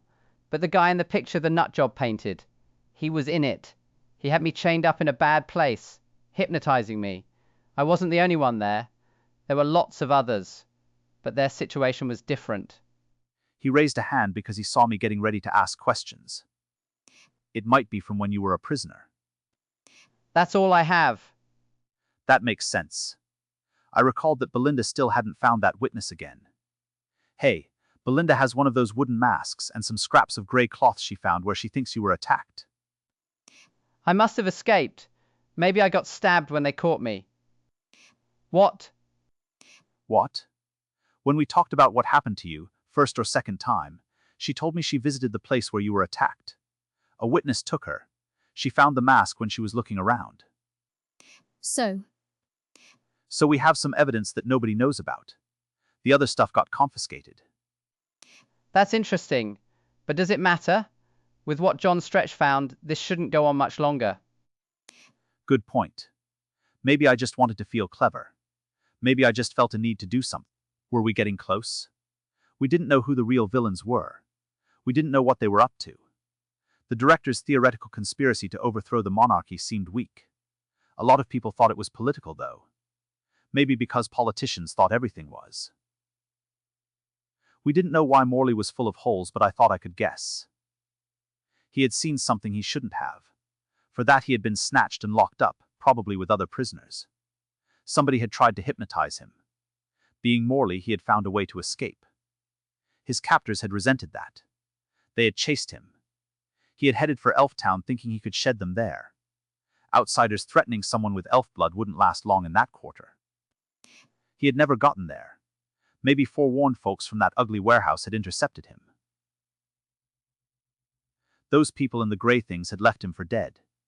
His body had no value because it wasn't human. Later they had heard that he had survived. Belinda and I had led them to fire and ice. They had tried to get him there. Failing that, they had bribed Brother Hoto. Hoto would have brought out the news that Morley hadn't yet said anything. Eventually they undertook the raid on my place. That did not go well. Now they were hunkered down. False trails had been laid and red herrings dragged. The more I reflected, the less likely it seemed that the mess was political. What else it could be, I had no idea. Garrett, are you still with us? I know you aren't used to witnessing it, but I was thinking. Somewhere inside your noggin, though you don't know what yet, is a nugget of info that can ruin the lives of the folks involved in the resurrection scheme. They think so. But what? I still have only a general impression of the place where they penned me up. Singe pounced. Penned? That's probably not exact. It was more like a filthy cellar. It stank because it was so crowded. You weren't alone. I told you that. Did anyone else escape when you did? I don't know. If they did and talked, word would have gotten around. How about this? Maybe our villains aren't waiting for people to die to use them. That many people disappearing would cause a big uproar. No, we figured that out. Block was going to look into it. The operation in Little Dismal Swamp. The convicts. As good as dead when they're sentenced. Nobody expects them to survive. If you were in charge, you could sell them and put them on the books as having died in the swamp. Singe said. I said, they don't have to produce the bodies. Then some whats and hows might be falling into place. It would be nice to stumble over an occasional why. Just be patient. It will all bubble to the surface. Unless the cover-up crowd shoves Block and Railway into their own cells. Singe said. Morley growled. He thought he was more ready than he was. Now was when he would be most dangerous to himself. Think before you do anything, boys. Singe said. Morley Prasrana's Krea Kargar. She pushed her chair back, rose, left the room. Chapter 88. Singe called. Garrett, you better come see this. I went. She was at the peephole, looking out. I took her place. The view wasn't great, but it was broad enough to be disturbing. Let's go upstairs and get a better look. I was huffing and puffing by the time I reached the window that was Strifa's preferred entrance. Singe leaned past to look out. Your loose lips did it this time. A big coach and a covered wagon had parked across the street. Teamsters were unhitching the horses. Men in strange uniforms meant to stick around for a while. There were 12 of those. Another big wagon and a more modest coach arrived with another dozen men. Teamsters got the team for the wagon out of harness. An officer stepped down from the smaller coach. He surveyed the street, then my place, nodded, unfolded and consulted a large sheet of paper. He barked. A guy who looked like a career sergeant major joined him after bellowing at 4 men putting up an awning beside the big coach. That had a chimney. Smoke began to drift out. The sergeant major stood beside the officer. He poked the map with a beefy forefinger. The officer nodded. Moments later, 10 armed men had been distributed around my house. The rest went on making the big coach and 2 wagons into a home away from home. What the hell are they up to? I muttered. They want to isolate us. But those are palace guards. Probably most of them. Why are they here? Gee, Garrett, what did I just say? Really? This is ridiculous. Prince Rupert wouldn't go all hard-ass because I didn't come running like good dog Nagel. You think? You want to consider the time factor? Somebody else sent them. Say, like, I don't know, the guy they actually work for. The king? Well, he is the one they're supposed to protect. But why me? He can't have any reason to come after me. He's never heard of me. Are you sure? He wants the man-building mess left alone and his cronies on the hill agree. Where do all the nosies get together? Here. This makes sense if Rupert is under pressure. Dinklebrain, forget Rupert. All right. Prince Rupert didn't have that small a mind anyway. Narrow, certainly, but not petty. And this was beyond his budget. First thing we need to do is find out what's what. Do you have shit in your ears? What? I just told you. It's a blockade, blockhead. Nobody will come in. Nobody will go out. People could get arrested for the crime of knowing you. Eventually, we will get hungry. You'd better wake the dead man up. I'm considering options already. I said. Oh crap. Belinda's big black coach had turned onto Macanado off Wizard's Reach. It was accompanied by the usual footmen and outriders. This could prove illuminating. Or disastrous if she's been drinking. Belinda had not been drinking. She remained respectful and courteous in her exchange with the officer, who did not recognize her. I could see she was in a seething rage. We're good for now, but let's hope she doesn't drink anything stronger than small beer before she calms down. The Crown's armed gang is bigger than hers. Singe grunted. She said nothing till Belinda's coach was out of sight. Miss Contug is astute but dangerous. She will make this personal between herself and the palace guard, and they are not a gang bigger than hers. I said crap again. The palace guards would not number 50 men if they had every slot filled. 12 would be assigned to the Crown Prince, the rest to the King, meaning most of the King's share were outside now. Belinda might think she could handle them if she got some firewater in her. I asked Singe, do some of those guys look like they might not be real soldiers? Some uniforms did not fit right. Some faces were not as cleanly shaven as they ought to be. You are correct. Nice catch. If the Windwalker were here, I suspect she might recognize men from the private patrol on the hill. If that was true, Belinda could get herself into even deeper poo. Those people might declare war if she yanked their beards. But that prospect wouldn't give her a moment's pause even sober. She lived her life on a bullseye. Yes. I am going down to see Dean. We will take inventory. Then we can plan for the siege. This could get ugly. I wish I had a crossbow. I could pick those guys off. Are you serious? Not really.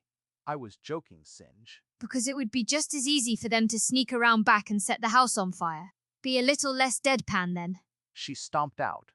Bright as she was, she had trouble grasping the full range of human humor. Of course, she wasn't the only one who didn't get me. I moved my little nightstand over so I could settle my butt while I watched the King's men work. Chapter 89. Those guys weren't even real soldiers, let alone Marines. But, despite themselves, they even kept a miserable, drunken, fighting-mad winger from getting to my front door without getting physical. Those guys might be candy asses in a fight, but as public relations operators, they were smooth. That left me feeling optimistic. Somebody would come along and ruin their day. Straffa appeared outside. This time, for whatever reason, she sat astride a great, honking broomstick.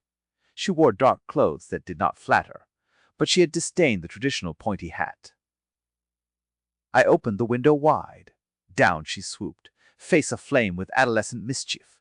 She spun, plunged, tugged the sergeant major's mustache, then sideslipped and swiped the commander's fancy hat.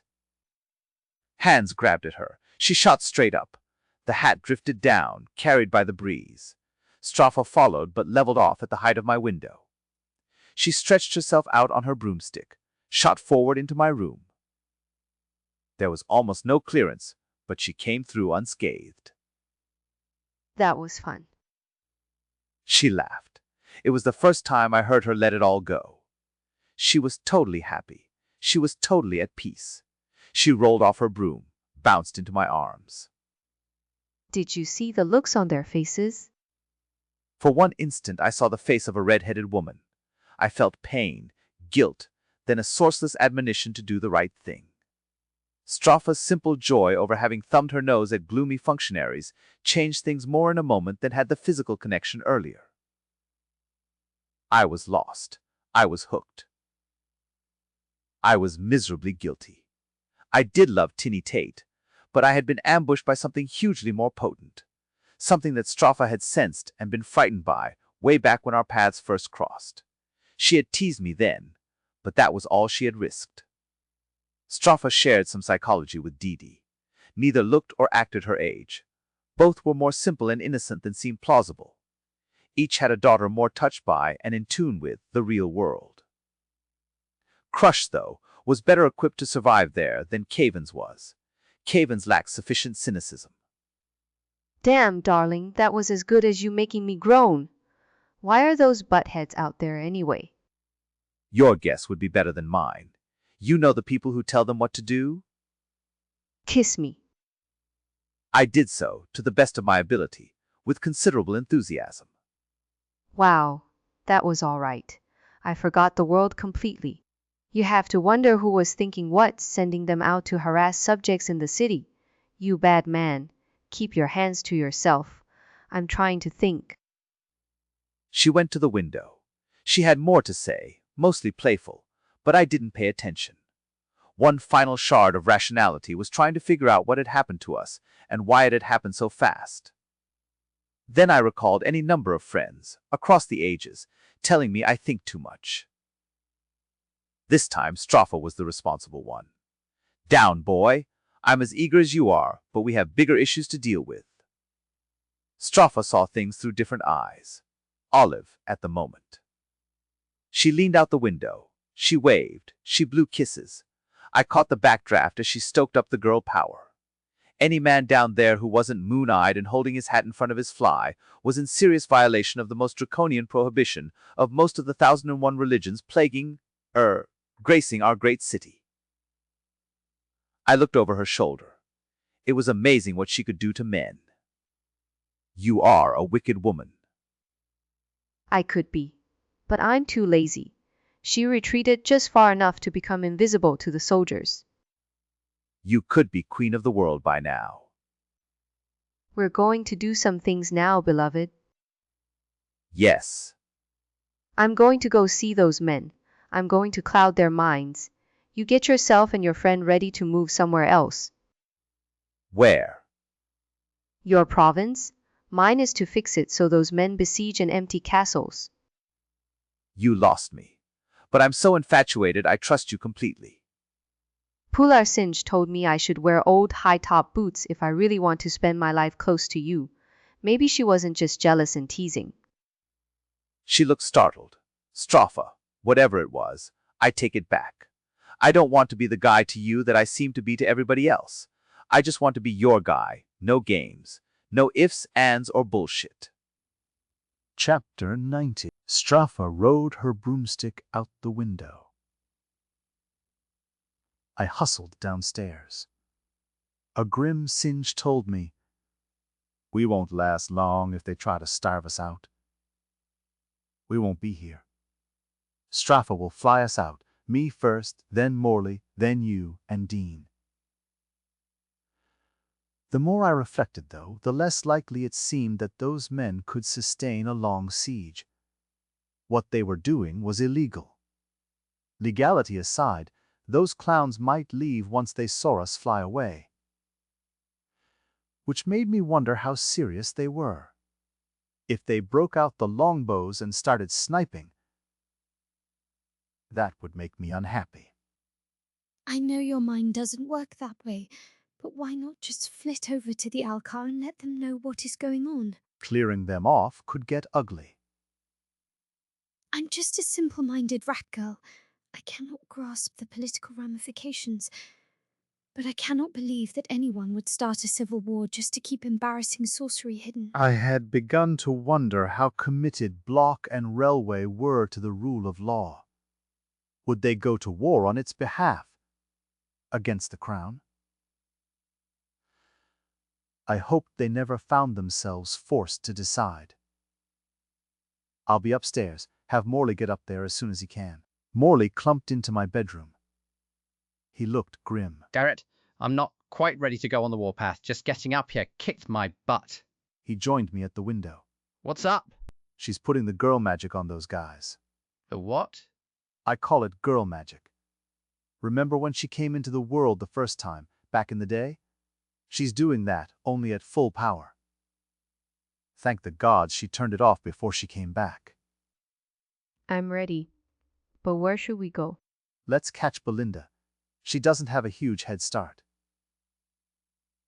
I leaned out the window, lifted a leg to start working my way through.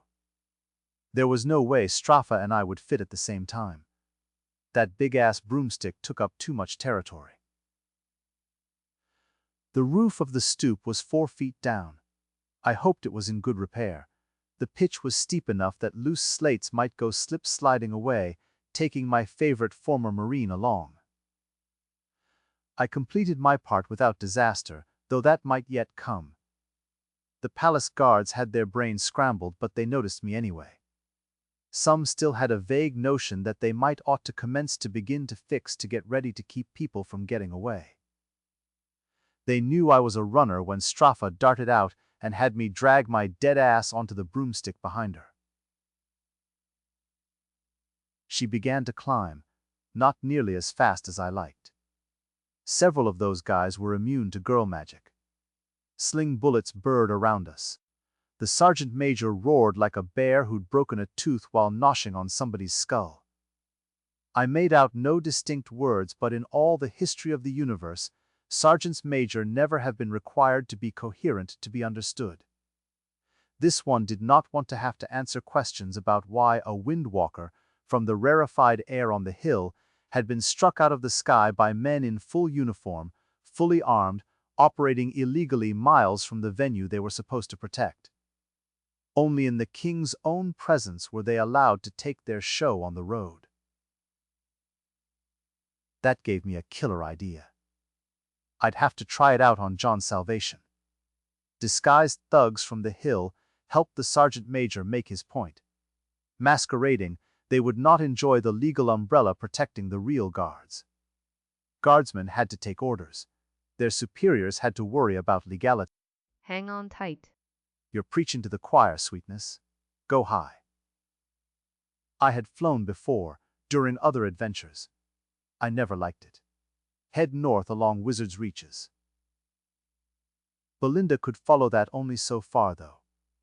The street dropped down, crossed Deer Creek, climbed again but dead-ended at Handicott Way, which marked the southern boundary of Woodland Park, from which every scrap of wood had been stolen. It would be a huge help if...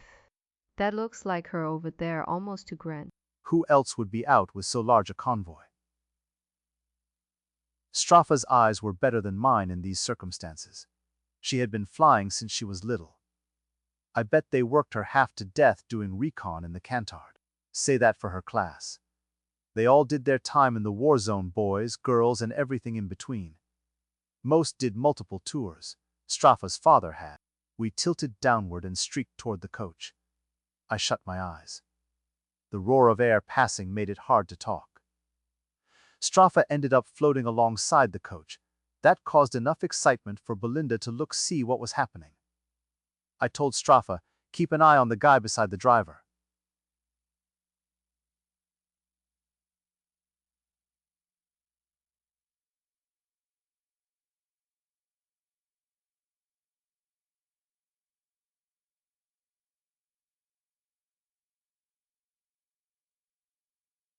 Joel looked like he was tempted to do something that I would regret. You won't like this, but I don't care. Go back to fire and ice. Mike will cover you. You. Belinda told me. She spoke to Straffa. I hoped she remembered who Straffa was. Once Garrett shows you where to take him, I would be most appreciative if you would move the others to the same place, Morley first. I said Dean won't leave and Singe will want to stay to wrangle the dead man. You can't force people. You and Morley are the souls that matter to me. Hole up there and wait. I may be a while.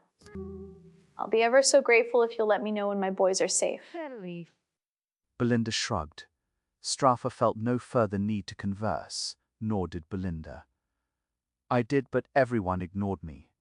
Nobody disagrees that I overthink and overquestion, then, after the fuss, go, hey diddle diddle straight up the middle.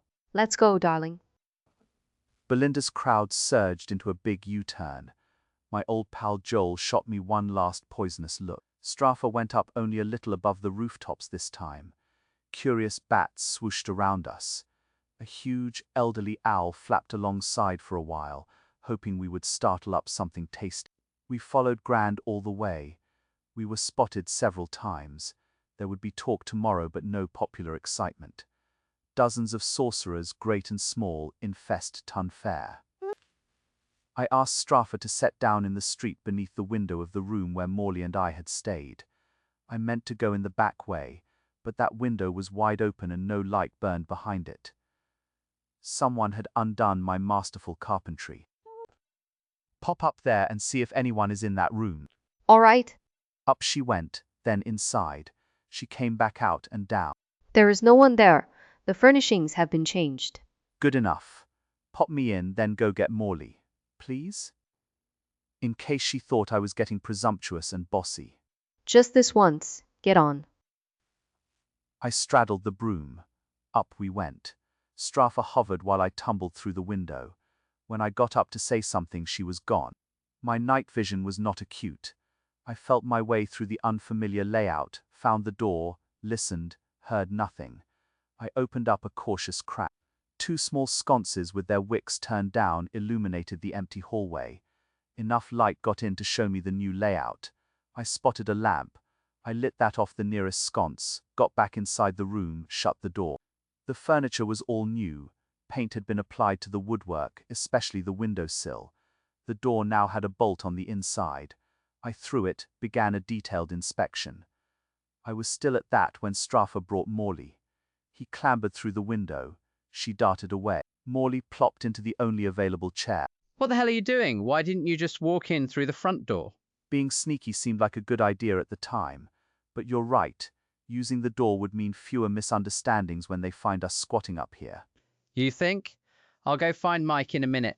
Maybe I can talk fast enough to save you some broken bones. I'll be counting on you, buddy. Sure. Meanwhile, you want to explain why we're even here? Belinda's idea. Because the house is under siege, the dead man is sleeping, and there was only food enough for a few days. Somebody panicked. They did? I had been thinking exactly that since I stopped moving. I didn't think about it either till I was on my way. But really, your house was not under attack, and that crew was there illegally. How long are they likely to stay? If the king stays stubborn about the law being whatever he says it is. I bet the point of the exercise was to get the reaction they got. They wanted us to run. You'd better see Mike. If that was the point, I recalled seeing a barn cat pick off mice startled into flight by another cat. On my way. He got up and went. Sit tight. Whatever happens, sit tight. Will do. I worried, though. He was bone pale. He wouldn't last much longer. Straffa came back. She gave me no chance to say anything this time either. She dropped Penny and skedaddled. Chapter 92. Miss T preceded Morley into the room. Dee Dee followed. Mike scowled at me, at Penny, then said, "You can't bring your own beer to the theater, and you can't bring your own playmate to Fire and Ice." Penny turned a ferocious red. She made a pitifully small, squeaky noise. I thought she would melt down to a puddle of goo. I said, "That was cruel and uncalled for, Miss T," I whispered, "and she's the Kappa's little sister." "You're right. I shouldn't take it out on the kid. You're a plenty big target yourself." Morley already told you this is the Kappa's idea. "I can't take my anger out on her. What were you thinking, climbing in the damned window, which I ought to charge you for getting fixed?" I wasn't thinking, I admit that. "You could have ended up with more holes in you than this other idiot had. Then what would I do?" I shrugged. Pay a specialist to get rid of the bloodstains? "It would have put the kibosh on our future together, that's for sure." I said. Huh? Penny squeaked in dismay. Morley made a snorting sound. He collapsed into the only chair. He would have giggled if he was a girl. Dee Dee took up the slack. She thought that was hilarious. And here came Crush, uninvited. Her excuse was a tray with tea, 6 cups, and a pound of frou-frou cookies so thin you could read through them. She was taken aback by Penny's presence, too. "I don't have any appointments for a while." So you thought you would be nosy. Yeah, I did think I'd stick my honker in. A hint of a smile flickered on Mike's lips. There was a streak of affection for Crush hidden inside Miss Teagarden. I said, "I'm glad you did, kid. I have a message for you." I glanced at Morley. He had no advice to offer. His eyes were shut. A fussing Dee was in the way. Mike eyed me suspiciously. Crush looked at me askance. "It's nothing huge. I introduced Crush to John Salvation at my house the other day. He was having a bad one. She asked questions he was tired of hearing. He was rude to her. He felt bad about it later. I told him I'd apologize." That was after he found out what I do, right? "He has no idea what you do. He wouldn't believe me if I told him. You aren't anything like what he would expect. No. You're not what— Mike, can you save my dumb ass here?" Suppose she was a shop girl? Men, just say what you have to say. I knew that, but it's hard to remember sometimes. You don't need to walk on eggshells. We know what we do. All right. John felt bad about being a jerk. He knows Crush is a big fan because we both told him. So he said, "If you're around the world sometime, when they're in rehearsal, you can come in and watch them work on his next play." Which means you get to see it before anybody, and you get to see how a play gets put together.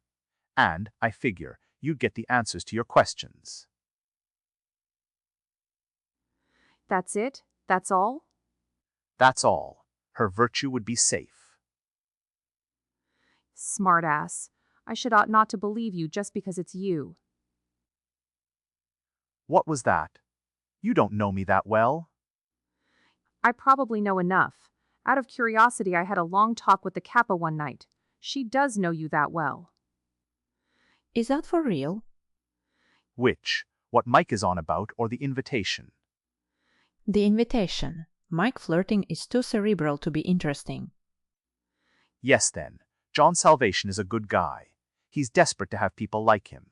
Most theater people are. So, if you have the time, and you want, go by there. Crush looked to Mike, perhaps asking permission. Dee, you should be getting ready for your next appointment. Once Dee went away, that might be good for you. To me, tapping herself on the left breast. Heart of gold. You don't go giving it away just because this scribbler is famous. Crush was horrified. I would never. Through all this, Penny's eyes just kept getting bigger. Mike's heart of gold ran maybe 8 carat. Crush, go back down to the parlor. You don't need to take any random clients. Just sing a few songs. With Crush gone, she has a marvelous voice. She might not be in the life if she had found that out first. Probably not as much money in singing. Not with her looks. So, what's the plan? Belinda said, "Come here, hunker down and sit tight." That sounded like a good idea at the time, but once we got here, we decided it was stupid. We should have stayed where we were. Mike had a black look for me, but the one she laid on Morley was special. Crisp chips of seared dotes should have flaked off him. Penny's presence saved us some ugly language. I don't know what I did to bring this stuff down on myself. We can leave. Of course you can. Anytime you want. With Wonder Boy asleep and the Kappa likely to turn up any second to ask if I'm bending over and taking it like a good girl. Are you really that bitter? Only on days of the week ending in day. I have a nice business here. We like each other, mostly. We look out for each other.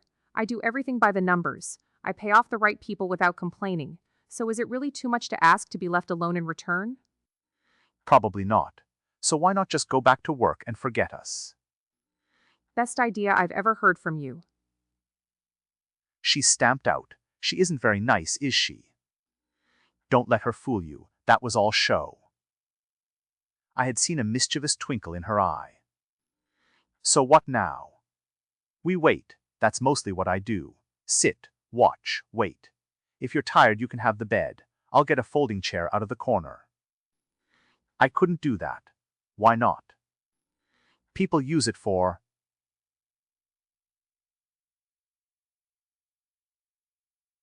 Well, you know.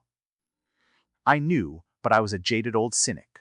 A bed is a bed, girl, with some more comfortable than others. When you're tired, whatever else happened there doesn't matter. Though you might be smart to see how big the bugs are before you take the plunge. Mr. Garrett, do you have to be a jerk all the time? You bring out the worst in me. Do you want the bed or not? Because if you're going to be all blue-stalking, I'll snag it for myself.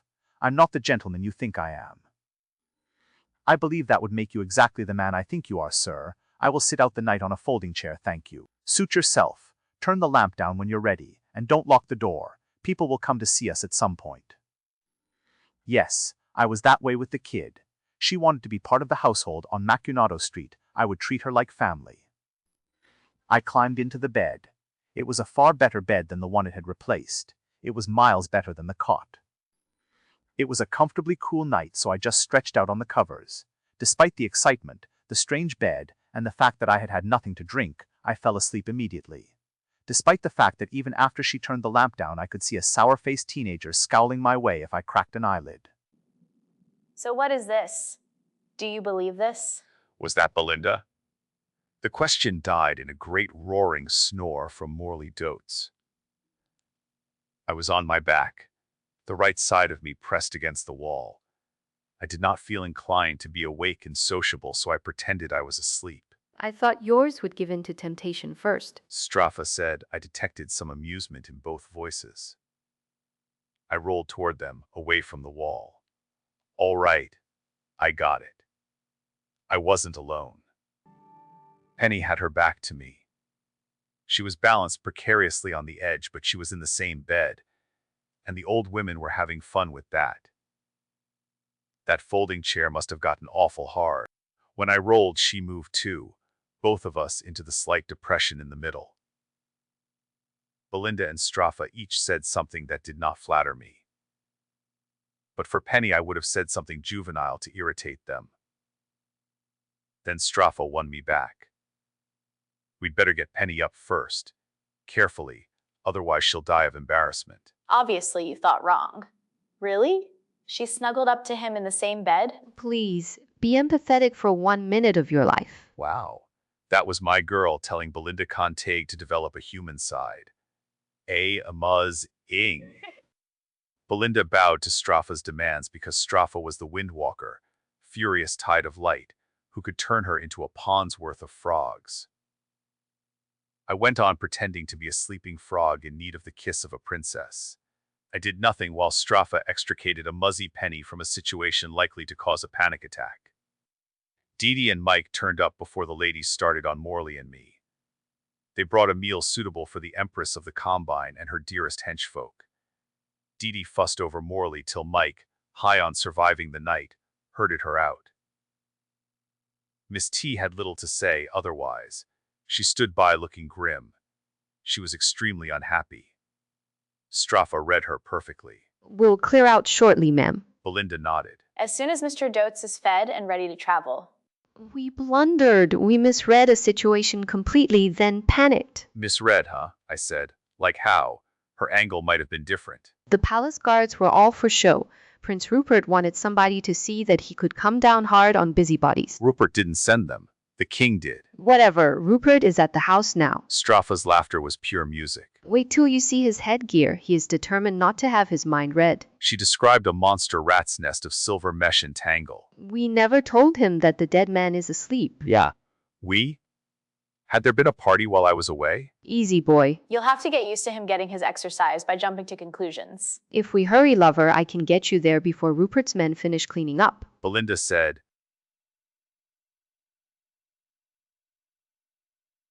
Straffa said, that doesn't sound good. What happened?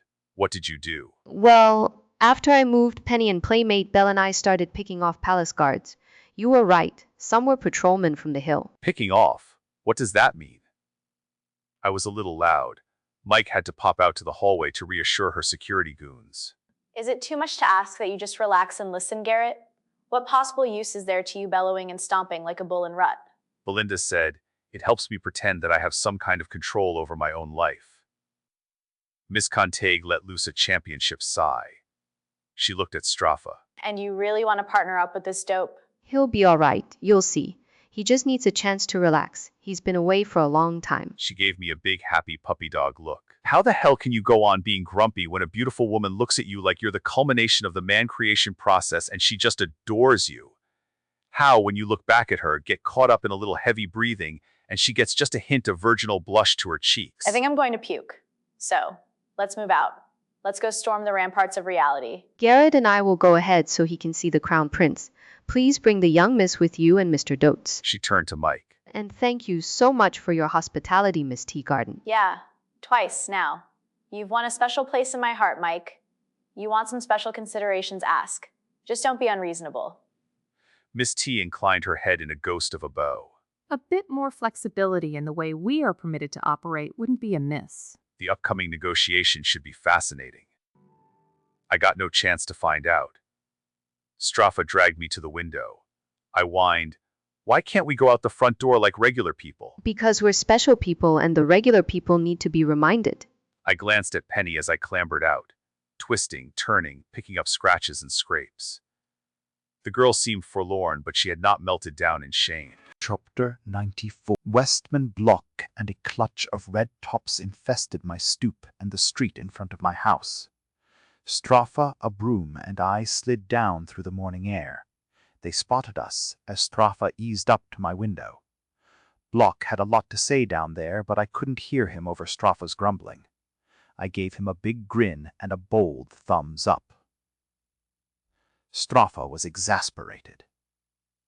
It's shut again. What is? The window. Somebody keeps shutting it while I'm gone. She made gestures and muttered sourly. I could guess who had done the shutting. I wasn't sure why. Did Singe want to sabotage the new order? The window slid upward. It made no sound. You'd make a great second-story man, woman. Sweetheart, please climb through, same as when we left. I dismounted without losing my composure or footing. I focused on the window. I have trouble with heights when I'm just standing around, looking down from a place whence I could actually fall if I did something stupid. The fear is more manageable when I'm doing something implausible, like riding a broomstick with a witch. I got inside without discovering a need to change my underwear. Straffa darted in before I finished celebrating. The tip of her broom handle bonked me in the back of the head. We treated ourselves to a few seconds of kissy-face huggy bear, then the grown-up half of the crowd said, You'd better go downstairs and see if Prince Rupert is still here. That bed sure looks inviting, and I mean for sleeping. Downstairs, go. Barato used to say we can sleep as much as we want after we're dead. Yeah, he missed his calling as a top kick in the Corps. He was a counter-espionage specialist in Full Harbor. He did 2 tours, one before I was born and another after my mother died. No comment. One more hug, one more kiss, me having trouble believing this was happening. Then downstairs we went. We found the Crown Prince asleep in Singe's office. Singe was not there. She was in bed, so was Dean. The number 2 man in Carenta was being entertained by Dollar Dan Justice to the extent that the Rat Man was in the same room. He was asleep too. I wakened both gently, Dollar Dan first. He muttered something about making tea and shuffled out. Rupert wakened with an exaggerated start, obviously unsure where he was or why he was there. I found keeping a straight face to be a huge effort. He had the most ridiculous, wonderful confection on his head, a massive ball of silver thread, wire, ribbon, and nonsense. It dropped down to his shoulders in back, his neck on the sides, and even covered most of his face. Did something tickle your funny bone, Mr. Garrett? He had the voice of a lord, I'll grant that. It was a rich, deep voice made for command. Your chapeau took me by surprise. Now you're going to tell me I wasted my time. You did, Your Grace. Himself is asleep. I should make some cheat cards. I don't spend enough time around royalty to know the proper forms of address. Rupert didn't puff up and turn red, so your grace was good enough for now. So I understand. It probably doesn't matter anyway. I came here to keep my brother from making a big mistake, trying to use the palace guard that way. I shrugged. I don't know what his thoughts were either. I sent word that I wanted to talk to you. I've been busy. I thought I had my mouth under control. Strafa, though, shuffled uncomfortably. But here I am. Let's do it quick. I still have things that need doing. I should not have added that. His time was precious. Mine was the worthless property of a trivial subject. He did glance at Strafa, plainly wondering if she was what was distracting me from becoming an instrument of his will. All right then. I've already missed a night of sleep because of my brother. A while with you won't make any difference. What do you want from me then? 2 things. This business of the Threadmen, then a renewal of my offer of employment. Tribune Felske isn't working out. He's a better investigator than I am. And he wants the job. He is better than you only in a limited sense. What you lack in specific skills and ambition you make up in honesty. Felske is a crook? He takes excessive advantage of his position. He isn't yet aware that I know about his bad behavior. I'm disappointed. I recommended him, but I'm still not interested. I like my life the way it is. Talk it over with Strafa. She ought to have some say. I'll do that. Though... Never mind. There was another matter? The important thing. I want you, Strafa, and all of your friends to back off and stay backed off of the Threadmen thing. And I do mean it. Why? Because I told you to. He frowned, puzzled by the fact that I would even ask. Ain't gonna happen. Excuse me? He lurched forward in his chair as though his ears must have betrayed him because of the distance between us. You've been telling lots of people to back off. You won't say why. Has even one of them listened? I don't think so. Some maybe try to be less obvious, but they're keeping on. I'll keep on myself till I get my hands on whoever tried to kill my friend. Strafa made a hissing sound, trying to caution me. Rupert reddened till I feared he might have a stroke. He was not accustomed to hearing straight talk. I said, "It isn't about you, or your brother, which is where this must be coming from. None of the people working on rooting out the Threadmen." Why did you call them that? Because they're sewn together. Oh, clever. They aren't so much of a problem. It's the people doing the sewing that we want. It is necessary that those people be left to their peers. The villains who run the hill? I saw their thugs out there masquerading as palace guards. Makes you wonder who's in charge. Prince Rupert's eyes bugged. He opened his mouth, but nothing came out. You didn't know? You didn't see them? They blend in like gorillas in skirts. That isn't possible. Talk to your commander. Talk to your top kick. They had to know. The prince got a grip. Be that as it may, I have my orders. I will execute them. Even if they're illegal? You're the great champion of the rule of law. The crown is the law, Mr. Garrett. I don't think so. Garrett. Even an ignorant peasant like me knows divine right don't click anymore. If your brother starts thinking he can make up laws as he goes along, he won't get to make very many. Add up how many kings we've had in our lifetimes. You might have to take off a shoe to count them all. Garrett, that's enough. Prince Rupert was furious. I, being tired and twisted, was reverting to contrary Garrett. I saw me doing it but could not engage the governor on my jaw. Singe arrived with the tea that Dollar Dan had gone to get. There were some yesterday biscuits and hard-boiled eggs. Please pardon Mr. Garrett, your grace. He suffers from a congenital defect that makes him say stupid things when he is awake. She deposited the tray on a folding table beside Prince Rupert, then faced me. You. Come with me. If you will excuse us for a moment, your grace. We crossed the hallway to the dead man's room. I spotted the bird snoring on the floor in a corner. I had thought he had left a long time ago. What the hell is the matter with you? That's the goddamned Crown Prince of Corenta in there. You're acting like he is... like he is another bird. She waved a paw. Don't you have the sense the gods gave a drunken goose? Are you bucking for a career in swamp drainage?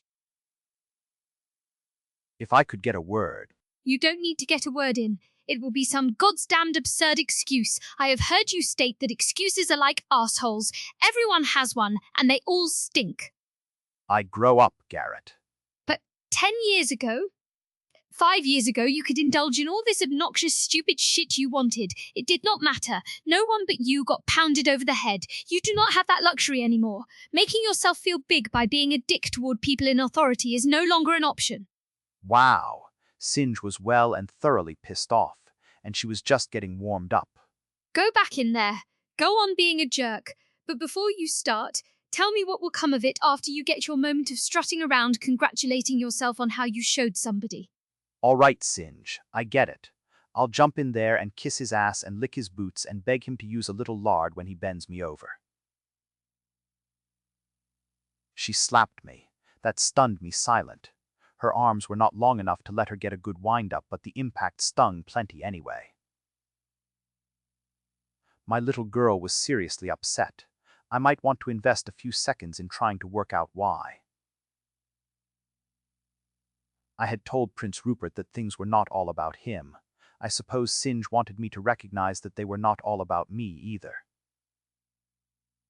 That unhappy man across the hall had the power to make me and everyone I ever met extremely unhappy, and he was just one breath away from having the power to make that unhappiness eternal.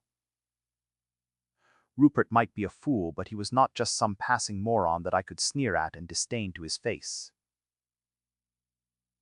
I get what you want me to see, Singe, but I couldn't surrender completely. I'll go kiss the idiot and make it better. The way Singe moved then, I feared she might be looking for a club big enough to pound me into a shape she found acceptable. Chapter 95. I want to apologize for my antagonistic attitude, Your Grace. I have been under a great deal of stress. I shall do my best to defer to your wisdom henceforth, except in the matter of going to work for you, which you should not view as any reflection upon yourself. Singe showed me her teeth. That was not good enough, apparently. Other than being renowned for having promulgated his first law, Morley might be most famous for having observed that the world would be a better place if we just had sense enough to kill the right people. I don't disagree, so long as I get to make the list. Prince Rupert was determined to become a featured name. He said, "I expect some social gaps are too broad to bridge even with the best intentions." I started to open my mouth. Singe lifted a knick-knack off her desk and wound up.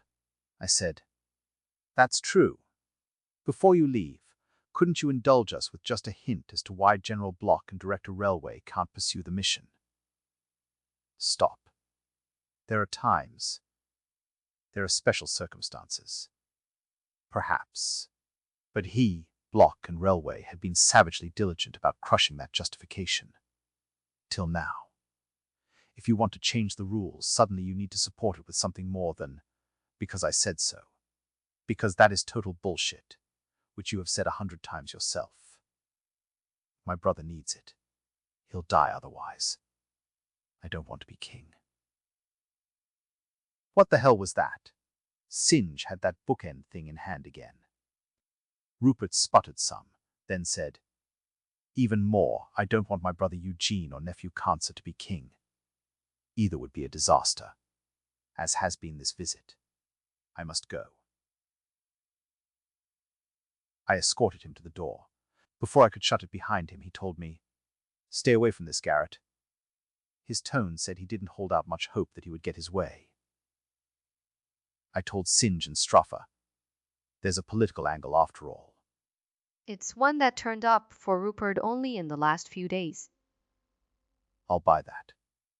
We have a little night left. I'm going to go catch a nap. Singe. No luck with the dead man? Not yet. That last incident really wasted him. No shit. Chapter 96. I did not fall asleep right away, though not because Straffa crawled in and snuggled up. She went away instantly. She had worked hard. My mind had snagged on the possibility that the king was involved in the bad stuff to the point of trying to protect the evildoers. Though there was no testimony yet, I was sure the bad guys were buying prisoners from the little dismal operation and using them to build their threadmen. Why, though, was beyond my imagination. The threadmen were not aggressive unless driven. They were less dangerous than the zombies they resembled. I reviewed each attack over and over. I came up with nothing new, except that the lines of flight from fire and ice not only headed toward the hill, they passed nautical, supposedly currently untenanted. That deserved investigation. The plunder from the elf town warehouse had gone there. Were the hill folk treading carefully because the king was entangled in something dark? Waking was brisk but intense. Strafa Algada turned loving into a religious experience. She whispered, "I can't wait till we can take our time." Me, neither. I became part of a strange and wonderful beast when I failed to show character enough to say no. So get yourself up, love. We have work to do. For example? Today we are going to confound the crown prince and all the instruments of the night. I glanced out the window. It was raining. Let's go, sourpuss, she giggled. Put on a smile. It will make itself at home. It's going to be a wonderful day. I didn't want to be that guy who spins around and looks to the past as soon as the future hits. But I wasn't sure I could survive a diet of cheerful, happy, and positive all before noon for the rest of my life. And I knew, with no need for an outside consultant, that I'd signed on for the duration. Strafa was perfect. She was everything a guy wove in his fantasies. Her sole flaw was that she lacked a sense of despair. She couldn't work up a good gloom to save her own delectable patootie. I nearly laughed, and then found out that I could be wrong. As we dressed, I said, "We never got a chance to talk about what you found out when you visited Barate. And the kids." Nothing useful. Their names may have been used, but they weren't the ones wearing them. The cheer had gone right out of her. Barate said he was going to check out some family legends. He did, though they were more like rumors to the effect that some of the old people weren't actually inside their coffins when they went into the ground. The only way to be sure would be to dig them up. I don't think it will come to that. I moved behind her and pulled her back against my chest. What's wrong?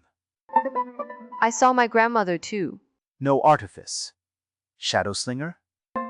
Yes, she wishes us well, you and me together. That came out of nowhere. She knows? Everyone seems to. I'm not sure how. She pressed back and crossed my arms in front of her. Is that a problem? She found some slight bounce. It's a weight off, actually. I was worried about how to break the news. Then what's the problem? My grandmother has been under a lot of pressure to use her influence to get me to back away from all this. That's it? You have to stop? You can, it's all right. But I won't. Neither will I, and nor will my grandmother. Then what? My grandmother Constance felt obligated to relay the anxious desires of her class. She decided she was on our side only after I described Bird and Penny's artwork. She may come by for a closer look. She wouldn't explain, but it's obviously old family history, probably to do with what Barate had in mind. She seemed small in my arms right then, like a frightened little girl. What we're doing may change the city as much as the end of the war did. How so? I don't know. I'm not one of the insiders caught up in a froth of anxiety, but I feel the shift lurking out there, waiting to pounce. Why don't we forget all that stuff I said we need to do and go back to bed? Right now I'd be much happier if the world was just you and me. It's a temptation. But you know Sinjil will walk in just when. Sinj arrived early, as usual, without knocking. Good. I don't have to throw cold water on you. And so the workday began. Chapter 97. Dean was in a glowing good mood when we got downstairs. I grumbled. Can't you see that it's raining? Isn't it marvelous? We really need it. He went on to tell me how fresh the air would smell later. Didn't he realize that the humidity would be torture? Straffa poured mugs of something that wasn't tea. It smelled monstrously good. I said, "Definitely tasty, but I wouldn't go out of my way." I tried to follow instructions, but I think I missed. It's a novelty. Dean's hard black tea is fine, robust daily fare. Dean and I looked at her askance, having trouble remembering that there was no need to read between her lines. Singe came to the kitchen doorway. Did you see anything? Rain. There isn't a soul out there. It's like they got washed away with the offal. Being a trained detective, albeit homeschooled, I detected something odd. What's going on? There were palace guards going and civil guards arriving when we went to bed. General Block wanted in. We ignored him. I didn't see anyone through the peephole, so I went out to check. She was damp. Soon she would develop a pong. They're gone. Every last man. There aren't any watchers. A rat woman told me they all got excited and charged off somewhere just when it was getting light. That wasn't right. Block's mob wouldn't suddenly change their minds. Odd connections clicked.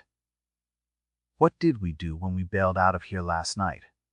Straffa laughed. We wasted time that we could have used getting to know each other and made ourselves look like fraidy cats. And we told anyone who cared to think about it that the dead man really is asleep. Singe gasped. If he was awake, we would not have run. Exactly. Where are Morley and Belinda? Why aren't they back yet? Uh-oh. She reached across and squeezed my hand. I'll go look. You'll get soaked. I'll go naked then. We all stared. Come on, people. I can joke too.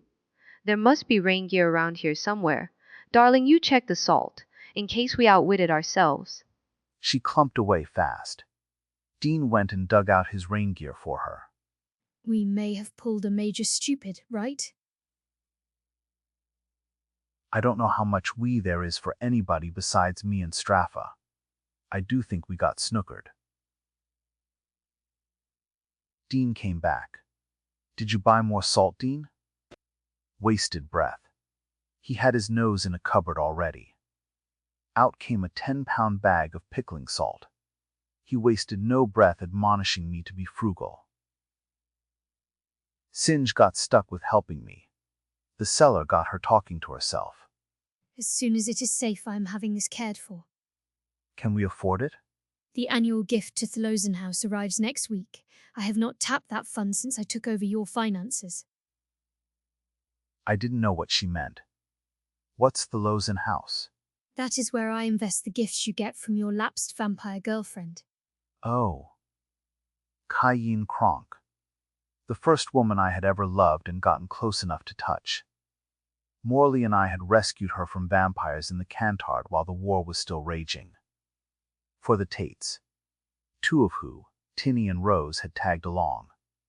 Yesterday and tomorrow, when Cayenne had been lost and Tinny started looking like more than my pal Denny's incredibly hot but unattainable cousin. You still here, Garrett? I haven't thought about Cayenne in ages. She thinks of you. She still sends the gifts she promised. She had inherited a fabulous fortune because of me. Her first gift had helped me buy my house and rehabilitate it around the dead man. Can you see who is at the door? I went despite not having heard a thing. Kyra Tate. She came in looking like the proverbial drowned rat. My umbrella blew away. Singe arrived with a huge towel. I wondered when we had acquired that. I don't know why I'm out in this weather, anyway. Except that we love you. Let's get you back to the kitchen where we can get you warmed up. Ever clever Singe was headed that way already. By the time Kyra and I arrived, she had hot tea poured, and Dean had brought the cookies out of hiding. I planted the girl, then asked, So why are you out in this? All the usual, plus I remembered where I saw the woman before. Who? The one in Penny's sketches. I said I thought I saw her before. I did, but only once. It was at a party on the hill. I was 11. Our family got invited because they were part of some conglomerate, including the people giving the party. The group had just gotten a huge army contract. Everybody was going to get a lot richer. The girl's name was Jane something. She was only 16, but she was already somebody's mistress. She was so awful that the girls running with her were embarrassed. I never saw her again. I never heard anything about her again. Probably because Hill don't socialize with people who actually do creative stuff. I smiled, did not comment other than to ask, how can any of that help us now? Other than to tell you Jane Whatsit is unpleasant? Not much. Except that I've gotten myself some pretty nice boobs since then. She was too wet and had too limited an audience to flaunt the niceties. And she hasn't changed at all. I glanced at Singe. 6 years? In the dark we might not be able to see much difference. Yeah. Well, 2. I saw Kip and Kevins yesterday. We talked a lot. Us girls ganged up on him. I think we got it worked out. Kevins tried hard to make Kip understand that she doesn't need him protecting her all the time anymore. That she's fine with the life she's living. I'm thrilled to hear that. I hope you are too. I am, Mr. Garrett. Since he doesn't have to worry about Kevins, he can focus all that devotion on me. Yeah, a familiar echo there. He will if he's got any sense at all. I don't know where you and my aunt are anymore. Neither do I. Kevins' mom knows, though, don't she? She's never confused. Kyra shut her eyes. Can't believe I'm going to say this. You're really a good man. You do good for everybody you can. So I think you should be with Kevins' mom. Kyra? I know. I sound like a traitor. But Tinny is never going to be anybody but who she is. Only getting more so, according to my uncles, who figure she'll be hell on wheels in 10 more years. Thank you, Kyra. I didn't want to talk about it anymore. I didn't want to think about it. They grew up with her mother. They knew her grandmother. Kyra was dried out, warm again, full of tea, and Singe said the rain had stopped. Singe found Dollar Dan napping on Morley's cot. She wakened him and bullied him into walking Kyra home. After taking time to let Kyra know that young girls should not be roaming the city alone, however unappealing they made themselves appear. That was wicked, I said after Singe closed the door. She is concerned about her looks. It will have a positive impact. Now that she's not here to hear me say so, I'm seriously worried, Singe. As am I. Straffa has been out there far too long. Straffa. So, the final heart had surrendered. I suggested, you go nag old Bones. I'll sit here and worry enough for both of us. Chapter 98. Straffa returned, dripping. The rain had started up again. Why is he so glum? He is remembering the sad times before he found you. How bad is it? She produced a twin to the towel she had used to dry Kyra.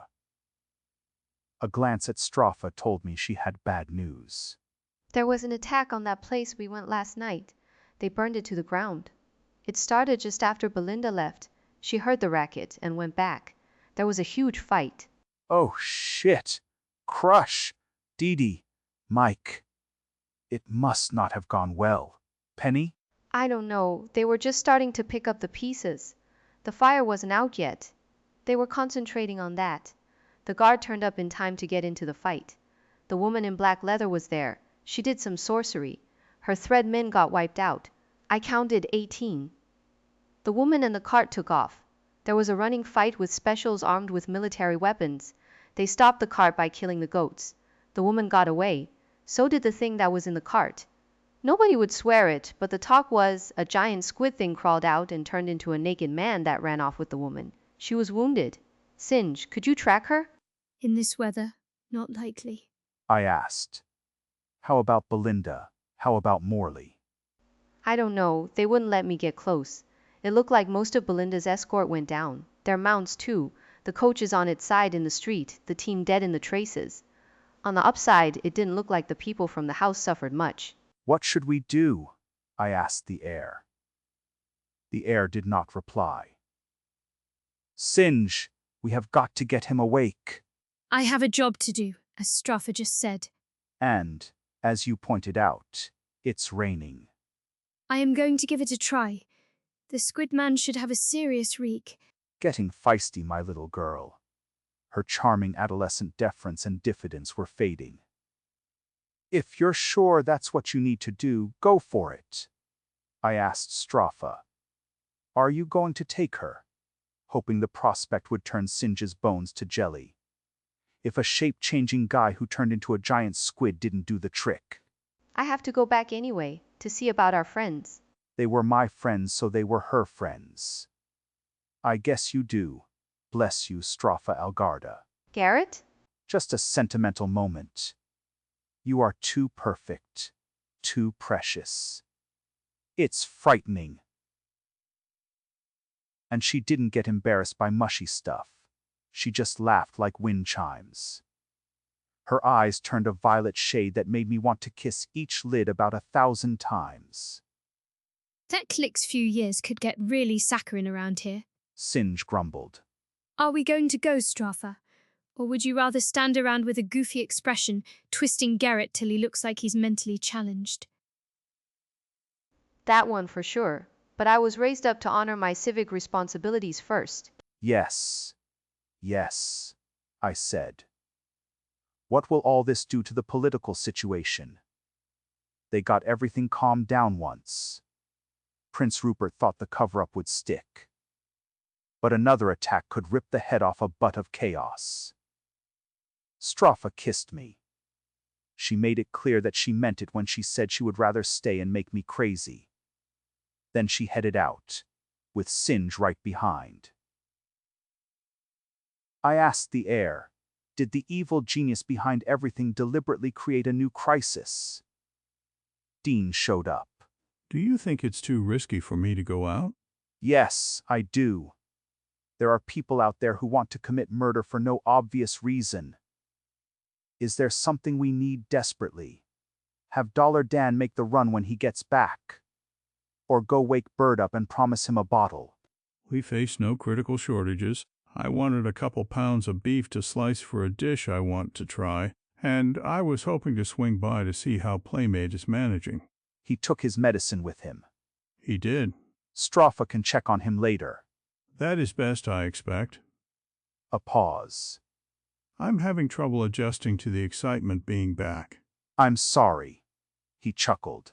I wasn't fishing for an apology. He made a search and capture sweep of Singe's space, collecting rogue cups, trays, pots, and flatware.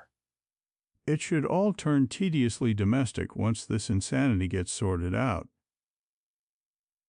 The only challenge I foresee is you deciding if you'll go live in the Windwalker's mansion, or if she'll move in here.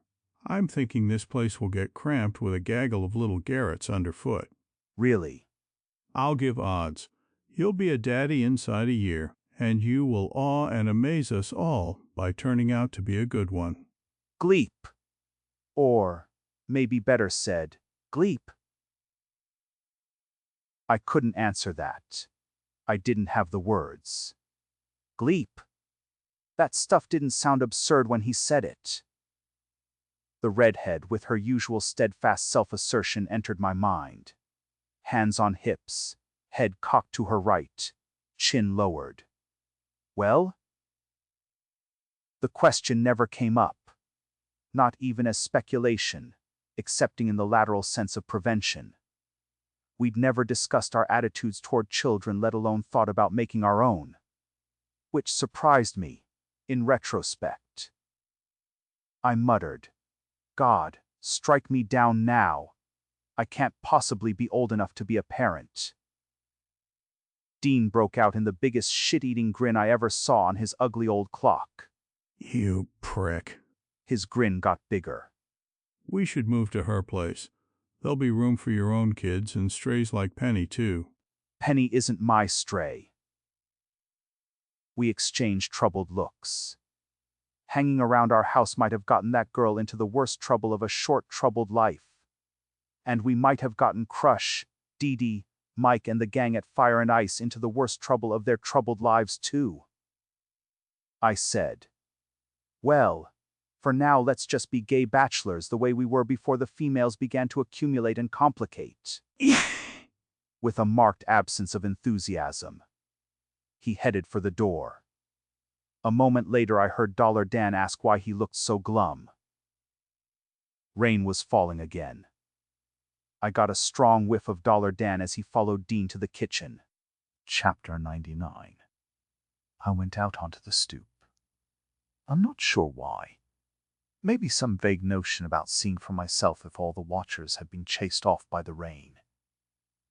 Or maybe I just wanted to enjoy the sound of rain on the stoop roof. It was an odd rainfall, not heavy but steady, with big drops.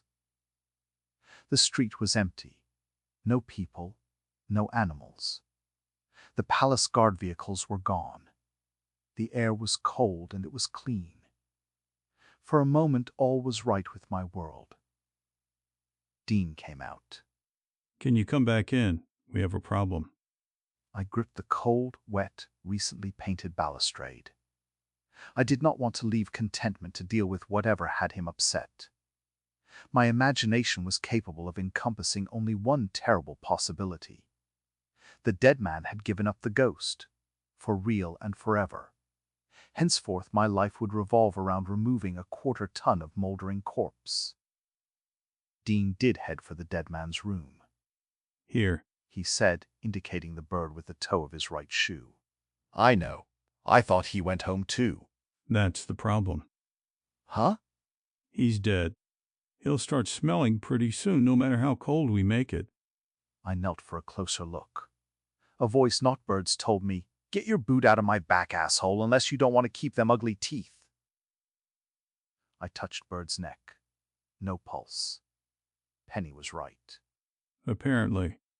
But how can they use him after he's one of them? I don't know. I was upright again and oozing toward the door. But this strikes me as a sound reason for procrastination. Suppose we just let dead birds lie till Stropha gets back. She'll know what to do. Or she can tell us who does. Dead Bird said something obnoxious. How? Voices came out of his mouth, not like the dead man talking inside my head. Perhaps I was hasty when I pronounced him dead. Look, he's breathing now. He was, but only to collect wind to mutter and snarl in several voices, squabbling over how best to use the artist's corpse. I said, just to make sure we don't get any unhappy surprises, how about we tie him up? Clothesline is on the way. Dean headed for the kitchen. The quarreling voices stilled. Bird's body began to shake. Then one voice shrieked, "Oh shit, what's that?" Another squealed in pure terror. Chapter 100. So there I was. My witchy girlfriend was gone. My sidekick was sound asleep. My trusty rat girl assistant was far away. And something I was not going to like was about to happen. A solid boom came from up front. Somebody my size and about as bright had just charged into the door at full gallop. I went to take a look. I bent to the peephole. His holler preceded an inhuman shriek so violent the house shuddered on its foundations.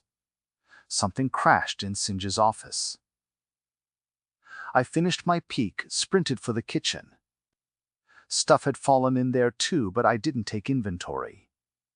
Dean and Dollar Dan were staring out the back window, into the barren space that had been an herb garden back when Dean was young enough to wrangle one.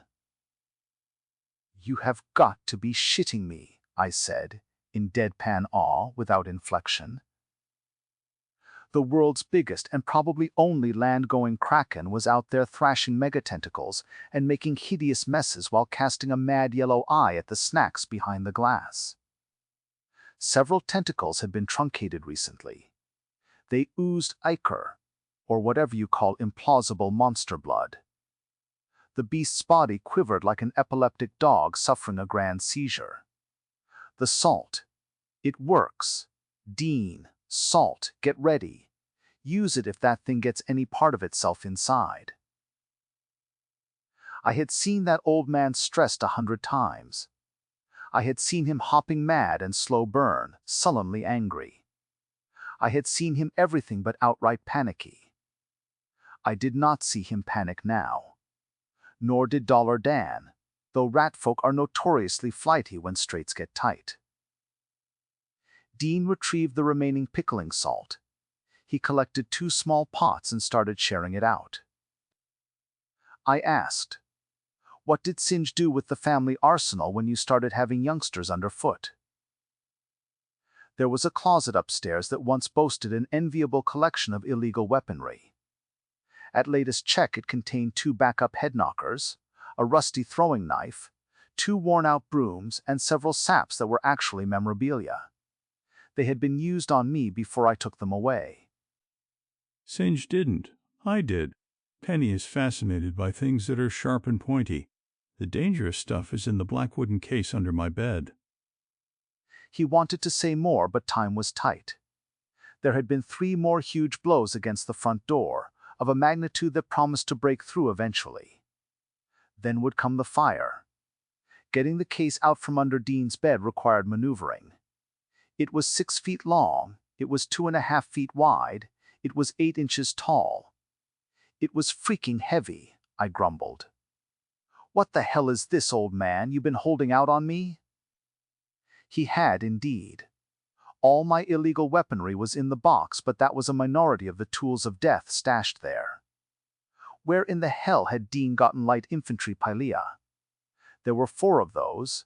There were 3 classical javelins, 2 halberd heads, a variety of swords, some of them mine, 2 finely crafted longbows with bundled arrows beside, and strings presumably handy. There were spearheads and lots of knives. I wanted to stand there marveling and wondering whence it all had come, but they hadn't given up on the door, and I didn't hear any tin whistles. There were 3 crossbows to choose from. I assembled a standard Marine Corps heavy piece in seconds. I hadn't lost the knack. I grabbed a 12-pack magazine of iron-tipped bolts, added a selection of other deadly tools, then got my beautiful young behind to my bedroom window, just in time to greet a slow-moving threadman who had climbed up with the intention of chucking firebombs inside. Somebody down below tossed one up, not quite high enough. The villain missed it. Down it went. I heard it break, then heard a whoosh as the fuel ignited. A royal of fire and smoke headed skyward. I used an old-time pileum to evict the threadman from my roof. He staggered into the arms of demon gravity while trying to pull the business end of the spear out of his cold chest. I stopped watching. I was looking down the length of my crossbow at the woman who had been created to glamorize black leather. Tonight she wore a pink wig in what they call a pageboy cut. Her eyes were enormous. Gods, she looked good. But I was in the soldier zone. It didn't matter how good she looked. I squeezed the trigger just the way they taught me. The bolt flew true, but the woman moved in that exact instant when it became too late to shift my aim. The bolt missed her heart. It went in where her left arm joined her shoulder. The impact spun her. She grabbed at that bit of bolt still protruding. Her feet tangled. She fell, making an inarticulate yelp of surprise. People do not get shot in the TunFaire shaped by today's civil guard.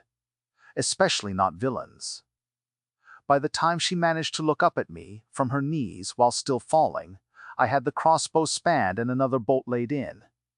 I might be out of practice on the mental stuff, but operating one of these things had become a part of me. I'd still be able to span, load, and shoot on my deathbed. The woman was trying to get up when my second bolt arrived. It ripped into the left cheek of what had to be the sweetest female behind ever minted. She squealed like the proverbial stuck pig. She tried to run. Her left leg didn't want to engage in that enterprise. She shrieked something high-pitched, incoherent, and desperate. A thunderous thud marked another attempt to break my front door. Obviously, I had been smart to get the work done on that, back when. The incredible vision in black had not come just with threadmen and a monster. Her shrieking summoned a goat cart. I thought she had lost that at Fire and Ice. Only later did it occur to me that the baddies could have more than one. The goats trotted up. I loosed my worst shot yet. It missed the women entirely, grazed one of the critters. Both animals said something foul in goat and took off. Leather, ever so tasty woman, lunged, snagged the back of the cart, hung on and let herself be dragged out of the kill zone. The threadmen and thing out back were on their own. Wishful thinking had me hearing whistles that weren't really there. I backed off the window, grabbed up instruments of mayhem, scuttled back to Dean's room. I broke the crossbow down, put everything back in the case and pushed the case back under Dean's bed. Then I headed downstairs. The monster had broken in through the back window. Dollar Dan had 2 tentacles nailed to the windowsill with kitchen knives. Dean was delivering salt to any other part that came in range. I said, "Excellent. You've got it under control. Just don't go out there after it. I'm going to see what they've done to the door." I grabbed a long 2-tine fork Dean used when turning a roast. At the same time I saw something I had not noticed before. Our kraken had no suckers on its tentacles. One side looked just like the other. I don't think I ever saw a squid or octopus that didn't have suckers. Some had suckers with teeth. I found the front door frame almost free of its anchor bolts. Despite its massive design, the door itself showed cracks. Splinters littered the hallway. The peephole still worked. I saw bits of fire burning. I saw 2 threadmen, one down and the other ambling in a small circle, constantly turning left. Easing my head to the right, I spied one more just standing in one place. I tried the bolts and locks. Every one worked, though the one Singe had complained about before had to be forced. The bottom of the door hit the floor when it was halfway open. It would go no farther. But that was room enough for me to get out, heavily armed with a custom club and a cook's fork. I didn't want to be seen with anything more useful at a time when some of my betters would appreciate excuses to lock me up. I saw 9 threadmen, 3 down, 4 standing still, 1 smoldering and 1 circling to his left. Then a 10th fell out of the sky, firebomb in hand. Fire oozed out from under him. I was about to go galloping back inside when I spotted the goat cart just standing in the street up near the Cardonlos place. A dark lump lay 10 yards closer to me. It moved. Oh yes, time for that sweet thing in me to get friendly. I ducked back into Singe's office and conscripted a small lantern to share patrol duty. The door would not shut all the way again. The woman had trouble making headway with her left arm and left leg damaged, but she was stubborn. She almost caught up with her cart before I caught her. I found the pink wig about 2/3 of the way there. "You dropped something precious. Here, let me give you a hand." Odd. She no longer made that outfit look as good as she had just minutes ago. She turned to see who was talking. Goo. That face was a good 40 hard years old. This a magic wig? I tossed the wig into the back of the cart.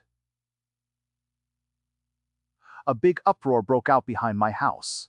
A cloud of brown dust rolled up, illuminated by the burning threadman. Several threadmen got motivated and started our way. A big scream came from behind my house. It was a lost soul kind of yowl. The woman gasped. This can't be happening. She was determined to get up without help. Her now drooping posterior betrayed her. Down she went, leading with her chin. The threadmen did the same. The woman now looked a hard road 50. The more you move around, the more the barbs on those bolts will chew you up inside. Can't let go now. She started to get up again. I tucked my tools into my belt, set my lantern down, stepped over to the cart, yanked the canvas cover off. That released a pocket of stench so pungent it almost laid me out. Even so, I hoisted the woman up there and stretched her out on her right side. Hang in there. Neither bolt cut a big vein. I'll get them out before they do lethal damage. Where the hell were the tin whistles? I got busy eliminating evidence that might suggest the use of illegal weapons in a civil confrontation. Grit those teeth, girl. This will hurt like hell. I started with the bolt in back.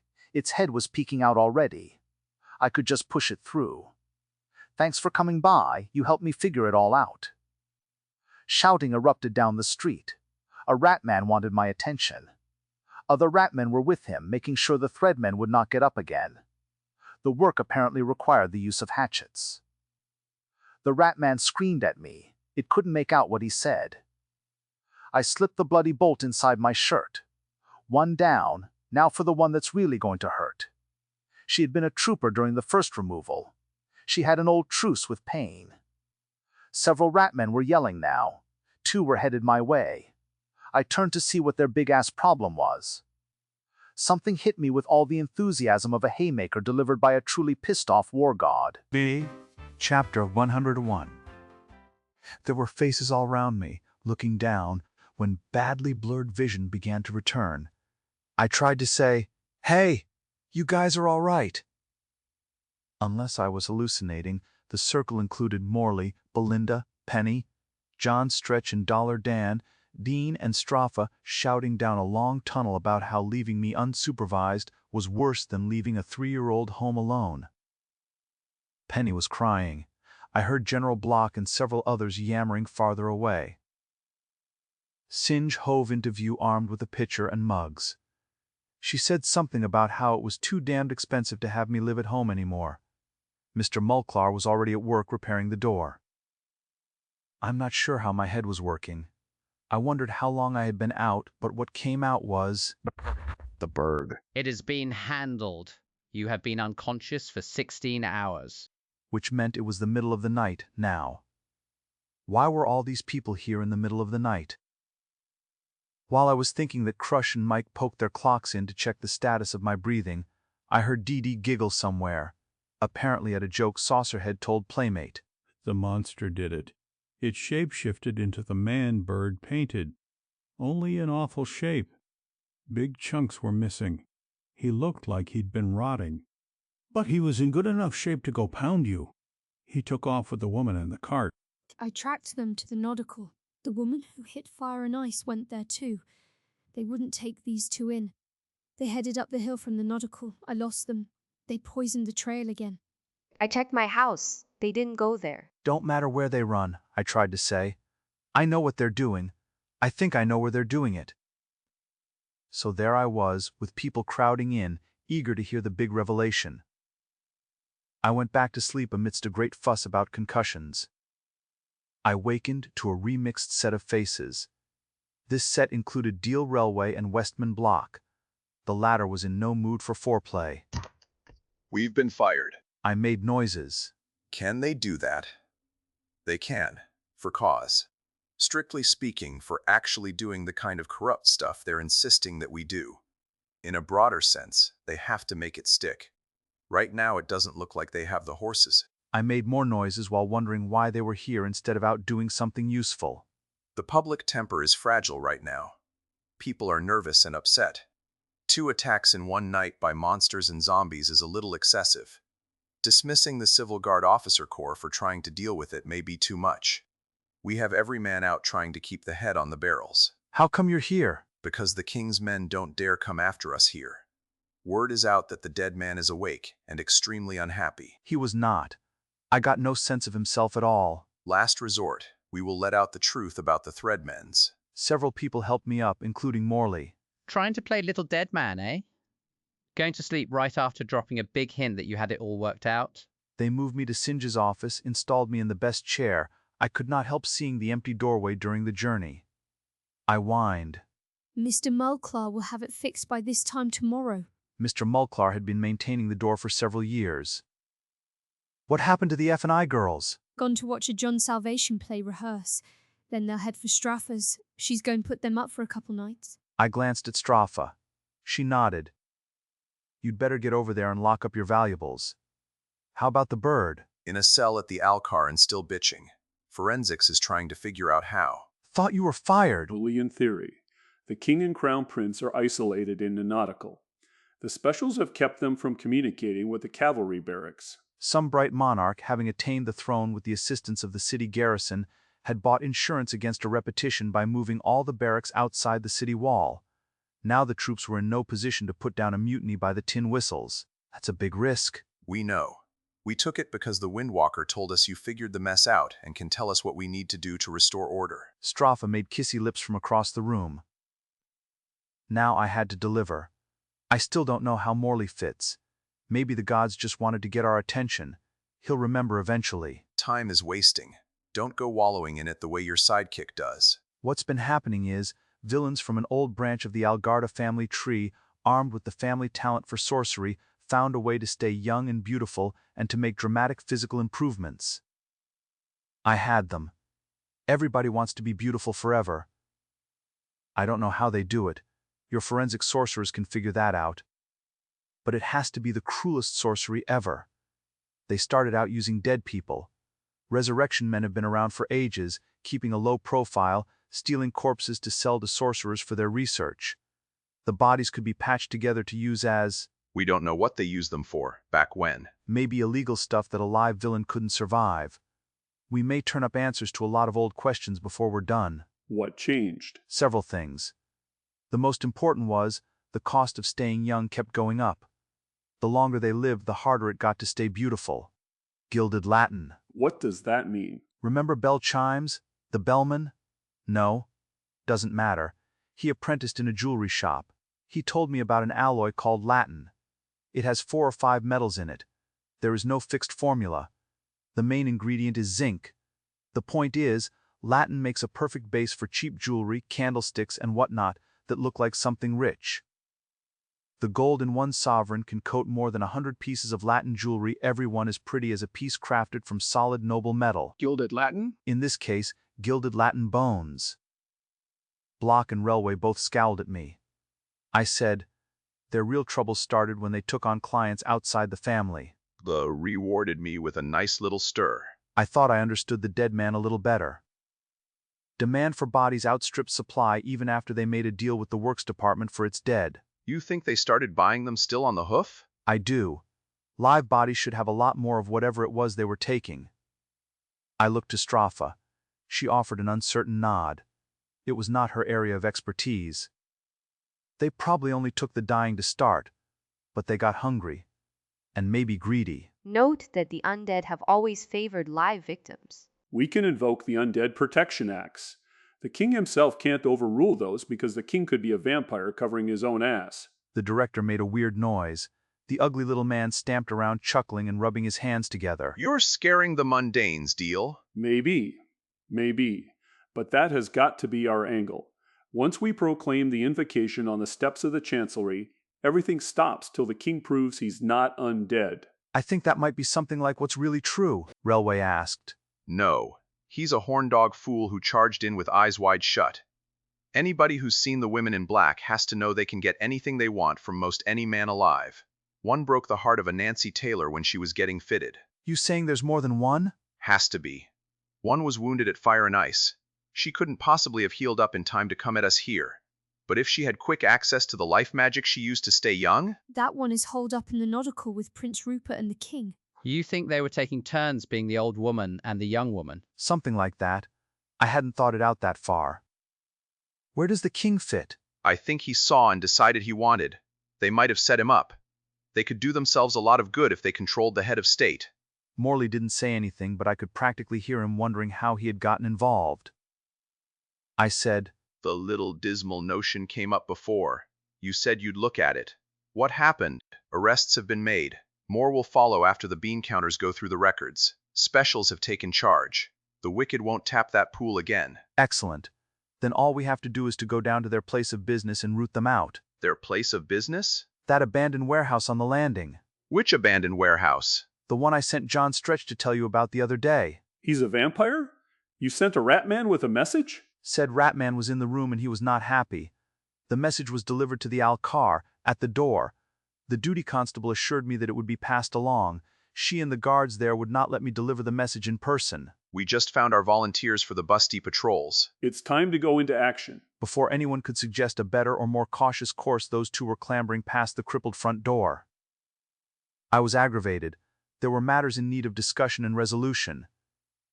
Even my new sweetie took off, claiming a need for FaceTime with colleagues on the Hill. That angle of our thing scared the crap out of me. I could relate to Furious Tide of Light no problem, but hobnob with her class? I didn't think I had it in me. Chapter 102. The ladies from Fire and Ice stopped by. John's salvation floated in their wake. Crush bubbled. It was so exciting, Mr. Garrett. Mike sneered over her shoulder, silently pointing a fat red arrow at that mister. This child can sing.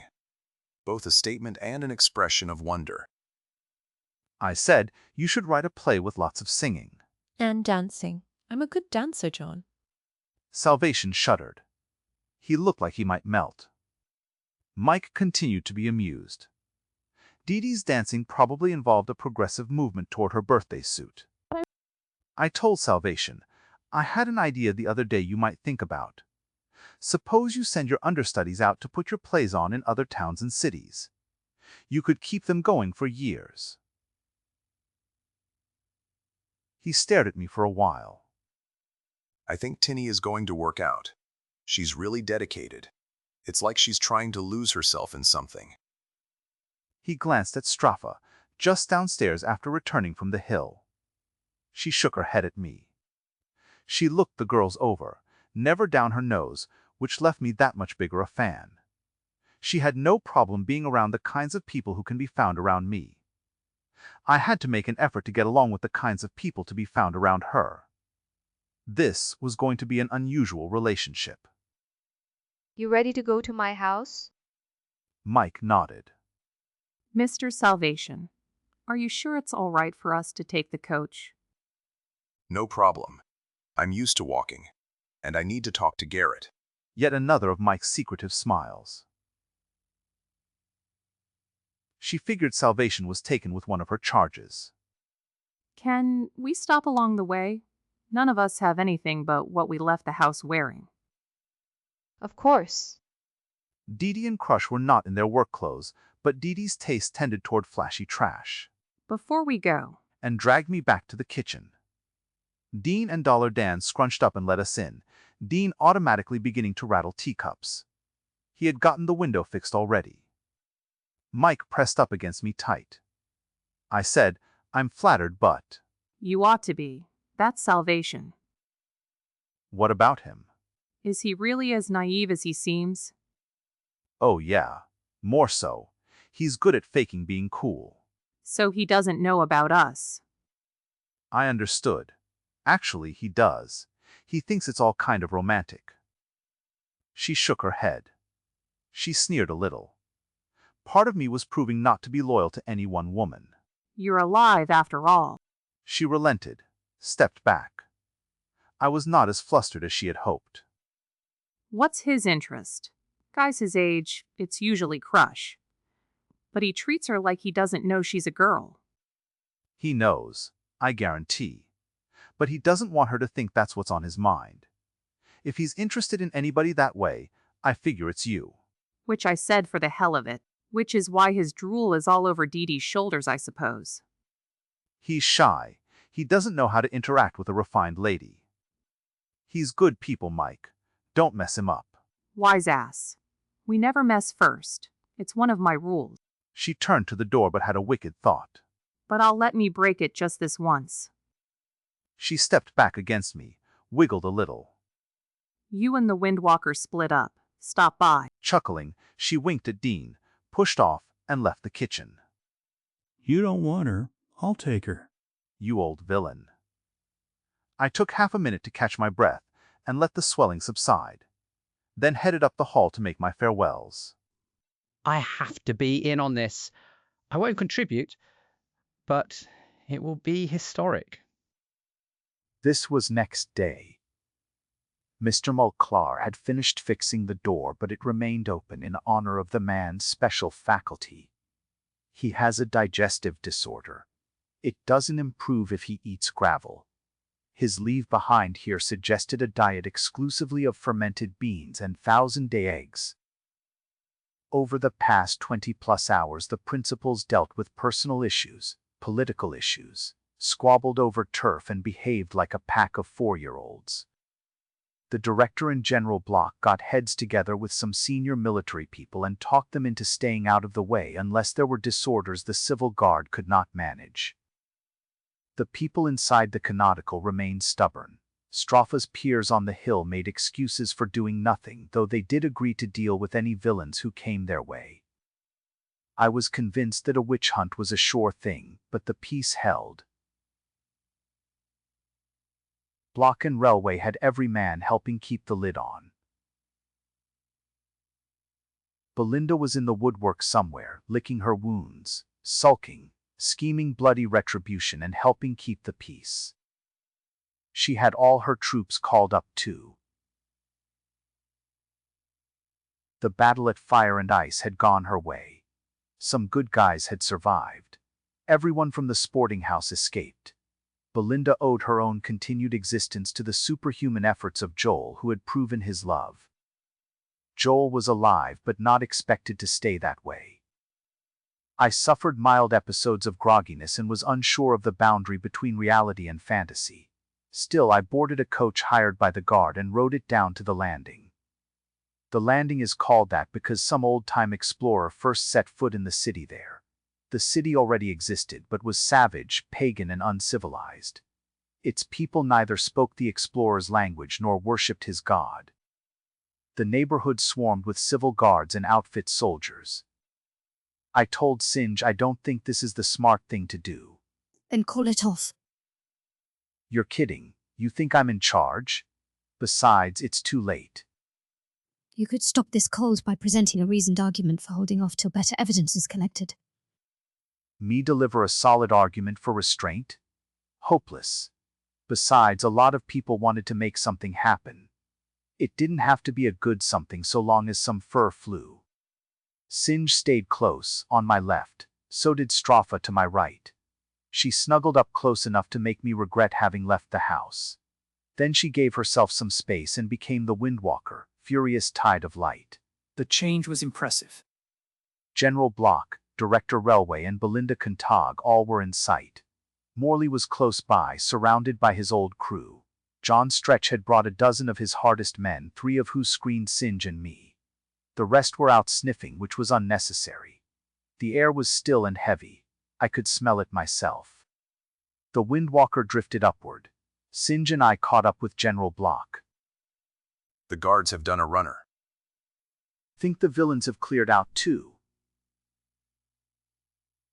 Morley squeaked something from a few yards away. What's up? I asked Sarge. He's remembering something. The smell, Dote said. And that place straight ahead, made with the odd color bricks. That was the place. The bricks in question were gray. Most bricks used in TunFaire are some shade of red. The scouts agreed. The gray brick building was the place. The smell increased as we got closer. There was a taint of death in it, overridden by the stenches of urine and feces. The guards, outfit thugs, and the rest collapsed inward till we established a cordon round 3.5 sides. The rest of one side faced the river and consisted of a pair of concrete-walled silted channels where once upon a time army barges had been loaded from the warehouse. Someone had begun making an effort to clear the silt. I said, that's what you do with your threadmen when you aren't using them to set fire to people's houses. There, Morley said, indicating a small broken wooden door that opened on the divider between channels. A wooden ladder in a dangerous state of disrepair clung to the side of the warehouse nearby, leading to the roof. That's where I got out. You climbed that ladder? I did. All the way. In the rain. I stayed on the roof for a day and a half. I should have stayed longer. They heard me coming back down because I said something too loud when I slipped. I got a head start, but it didn't do me any good. Directing guards by gesture. And how did you get in there in the first place? We're set at all the entrances. Say when. When? I don't remember that part yet. How are you doing now? You able to keep going? I'll have Puddle piggyback me when I can't manage anymore. Puddle expressed his opinion about that rather pithily. Civil guards broke down doors. Outfit bone breakers rushed inside. Somebody yelled something about idiots not forgetting the goddamned colored lanterns so friends wouldn't bust the skulls of friends in the dark. I looked up. Stropha was way up there watching the whole neighborhood. Her clothes faded into the background overcast. She was hard to spot. They opened something in there. I have to move back. It's too much. Singe gagged. What? She headed toward the coaches. Most of the rat men were doing the same. John's stretch went a few seconds after Singe. It's too foul. Too foul for a rat?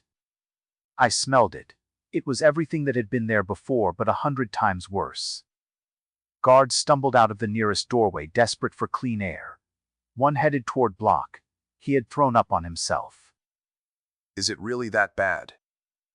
Worse than you can imagine, sir. Way worse. He threw up again. I said, I suggest we don't send anybody in that we don't have to. Morley using a stick for a cane. Remember the smell when we raided that vampire nest? Yeah. This may be worse. 10 minutes later, a pair of red tops emerged with a limp figure between them. The man screamed when they brought him into the light.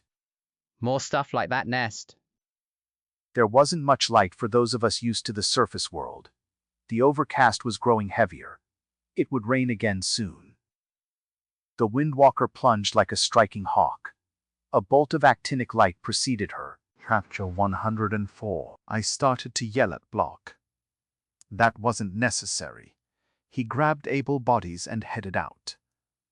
I told Morley, I'll be right back. Take your time, I'll be here. Strike point for the Windwalker's bolt was 2 blocks away. I was winded when I joined the circle. The Windwalker remained upright, right foot planted on the throat of the woman in black. The latter wore a silver wig and was at her absolute peak of perfection, fully recovered from my brutality. She was singed and had a bad case of the shakes. Can't any of you stop staring at her tits long enough to do something useful? I have mentioned how good the woman looked going away. With her top torn open, the full frontal view was even more striking. I rolled her over. That helped. The red tops bound her hands behind her and hobbled her. Railway took her wig. That helped some more. Stuff her into a gunny sack if that's what it takes. She stepped close to me, shut down the Windwalker some and hit me with a minor dose of her own magic. You did good. I'm proud of you. You might find a little something special in your bed tonight. A big racket broke out back whence we had come. The Windwalker re-established herself. She floated upward. Yeah, I am so ready for this. She shot that direction, did a loop and plunged. I charged after her, huffing and puffing. She swooped and darted like a smaller bird harassing a raider raven. Something below her screamed and screamed.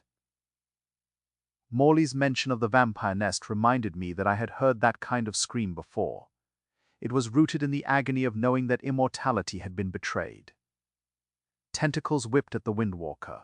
She dodged them easily. Coming into the last 150 feet of my run, I saw that the monster had only 2 tentacles free to fend off an aerial attacker. The rest all had hold of people, the most notable of who was Morley.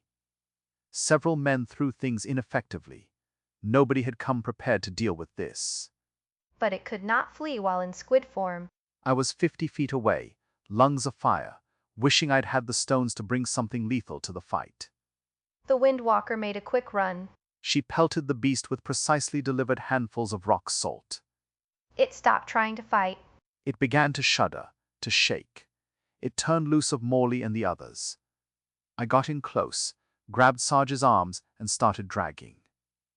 Other guys got hold of other victims, some of who had gotten thoroughly squeezed.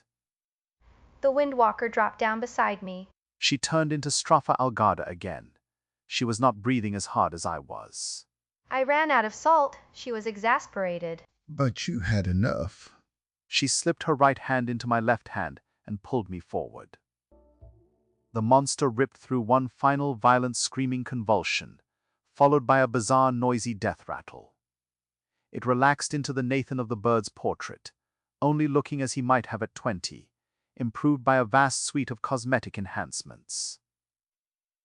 This was the male equivalent of the sweet thing in black leather, except for proportional wounds where its alternate form had been showered with salt.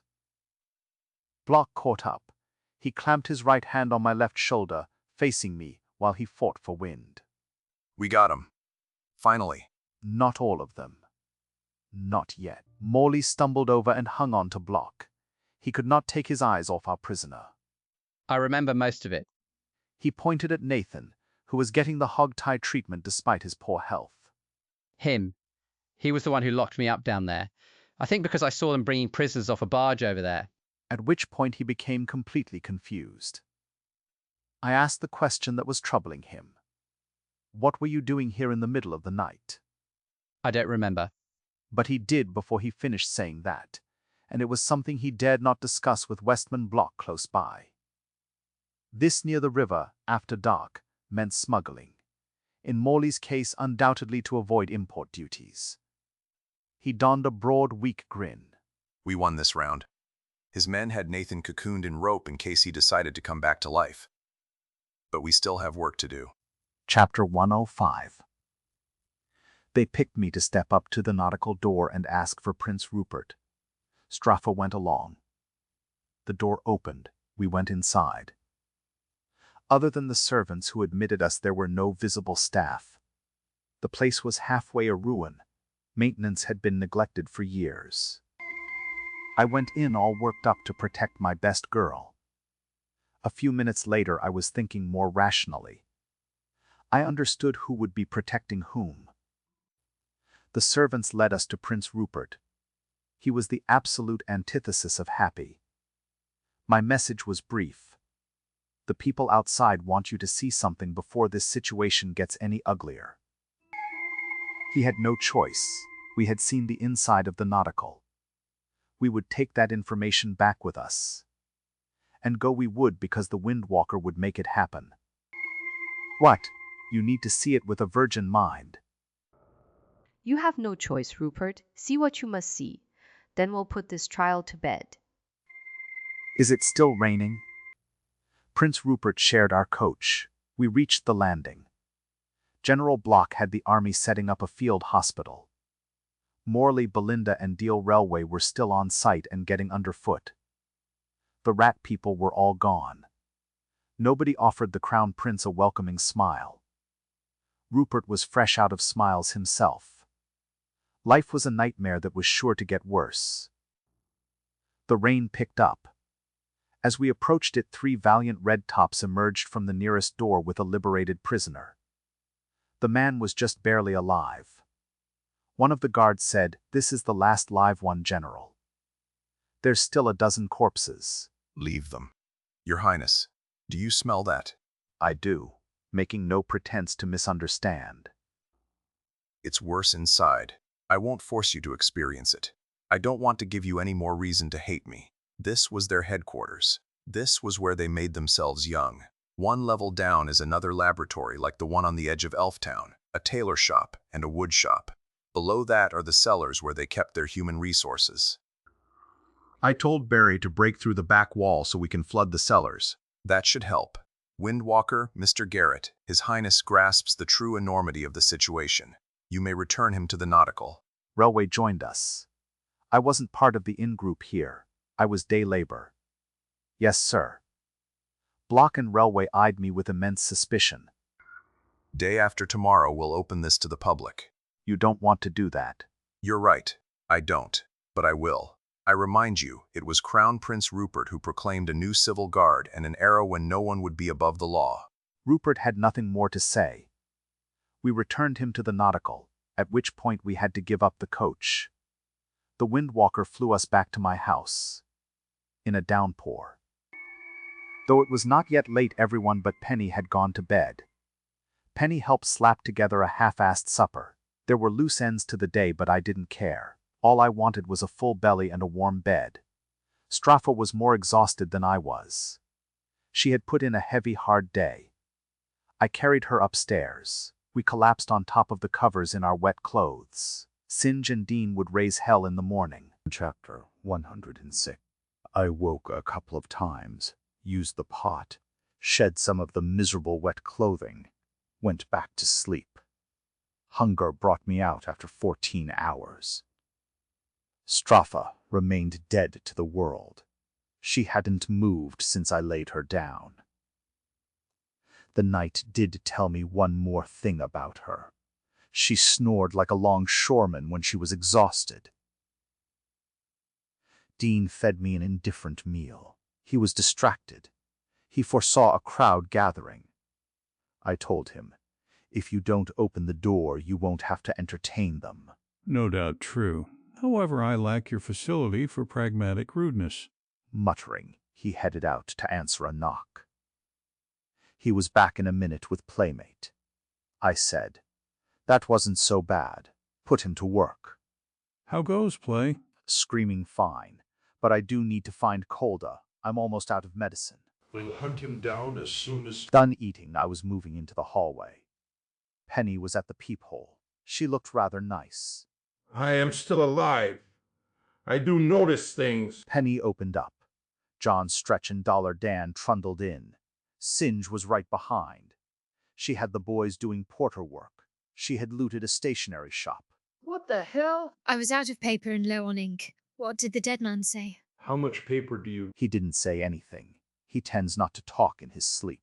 He woke up hours ago, Garrett. Definitely dragging for him, though. What did you do? Suddenly suspicious. I didn't do anything. I just got up. Why? Why do you need so much paper? I'm recording the family history. Garrett, please join me. He was back. That was the difference I'd felt. The place just fits different when he's awake. Though Singe had it right. This was just barely. I stepped into his room. A handful of candles burned there. The cold was a shock. The light was for Penny. She had a painting going. Saucerhead had arrived at some point. He sprawled in a corner, snoring. I told Penny. That's really good. You even got Sarge's wart. The kid flinched but beamed. She was doing a collage of faces, working from memory. I had no trouble recognizing anyone. You managed without me. I sensed both pride and disappointment. I worried every minute of it, too. A virtual sneer. So I see. Nor have you fully worked out your woman issues yet. That's a little harder. I want to do the right thing. Really? Or might it be that you do not want people seeing you as the bad guy when the crying starts? There is that. I muttered. It is safe for Mr. Dotes to go when he wishes. The threat no longer exists. The royals gave up the last villain. Fear of the mob moved them. The king, when glimpsed by General Block, appeared to be a scant 16. The anti-aging process must be highly unpredictable. Though he has been aging since before you and Mr. Dotes became involved, he remains a decade younger than was his target. It is probable, by the way, that Mr. Dotes was taken originally, not because he saw prisoners being shifted, but because he might have seen the king's coach. I found a glimpse, never noticed or recognized, in a backwater of what he has been able to recall of that night. Dramatic age shifts? Could that explain the child's room in the Elftown warehouse? Did one of the female villains get pushed back all the way to childhood? A plausible theory. I expect that the wild unpredictability began when they started using live bodies. The dead would be at a near-ground state and much alike, but the living would sprawl across a vast range. That sounded good, but didn't make much sense. I stopped listening. Nor did I hearken to Dean and Singe squabbling about the work involved in throwing a victory party. Strafa had come into the dead man's room. She had cleaned up and dressed herself fit to kill. She didn't have to turn on the girl power. So, I believe that issue has been worked out too. Maybe. A choice had been made. Questions remained. And I still had to summon the guts to face Tinny and tell her there was nothing more she could do. I had to say goodbye. I didn't want to see that being brave, sad, resigned look. But I couldn't disrespect her and what we had been to one another by just turning my back. I wished there was a way we could stay friends, but that wouldn't work any better for us than it had for Cavens, Kip, and Kyra. Old Bones settled back virtually, and included the entire household in the warm glow of his approval. He had gotten his boy all growed up. Even Penny gave up a grudging smile. This is a fan-made audiobook using TTS, and subscribing is the best way to show your appreciation and help it grow. Your support helps bring more adventures and more classic fantasy to life. If you like this book, please support the author by purchasing his books. Morley out.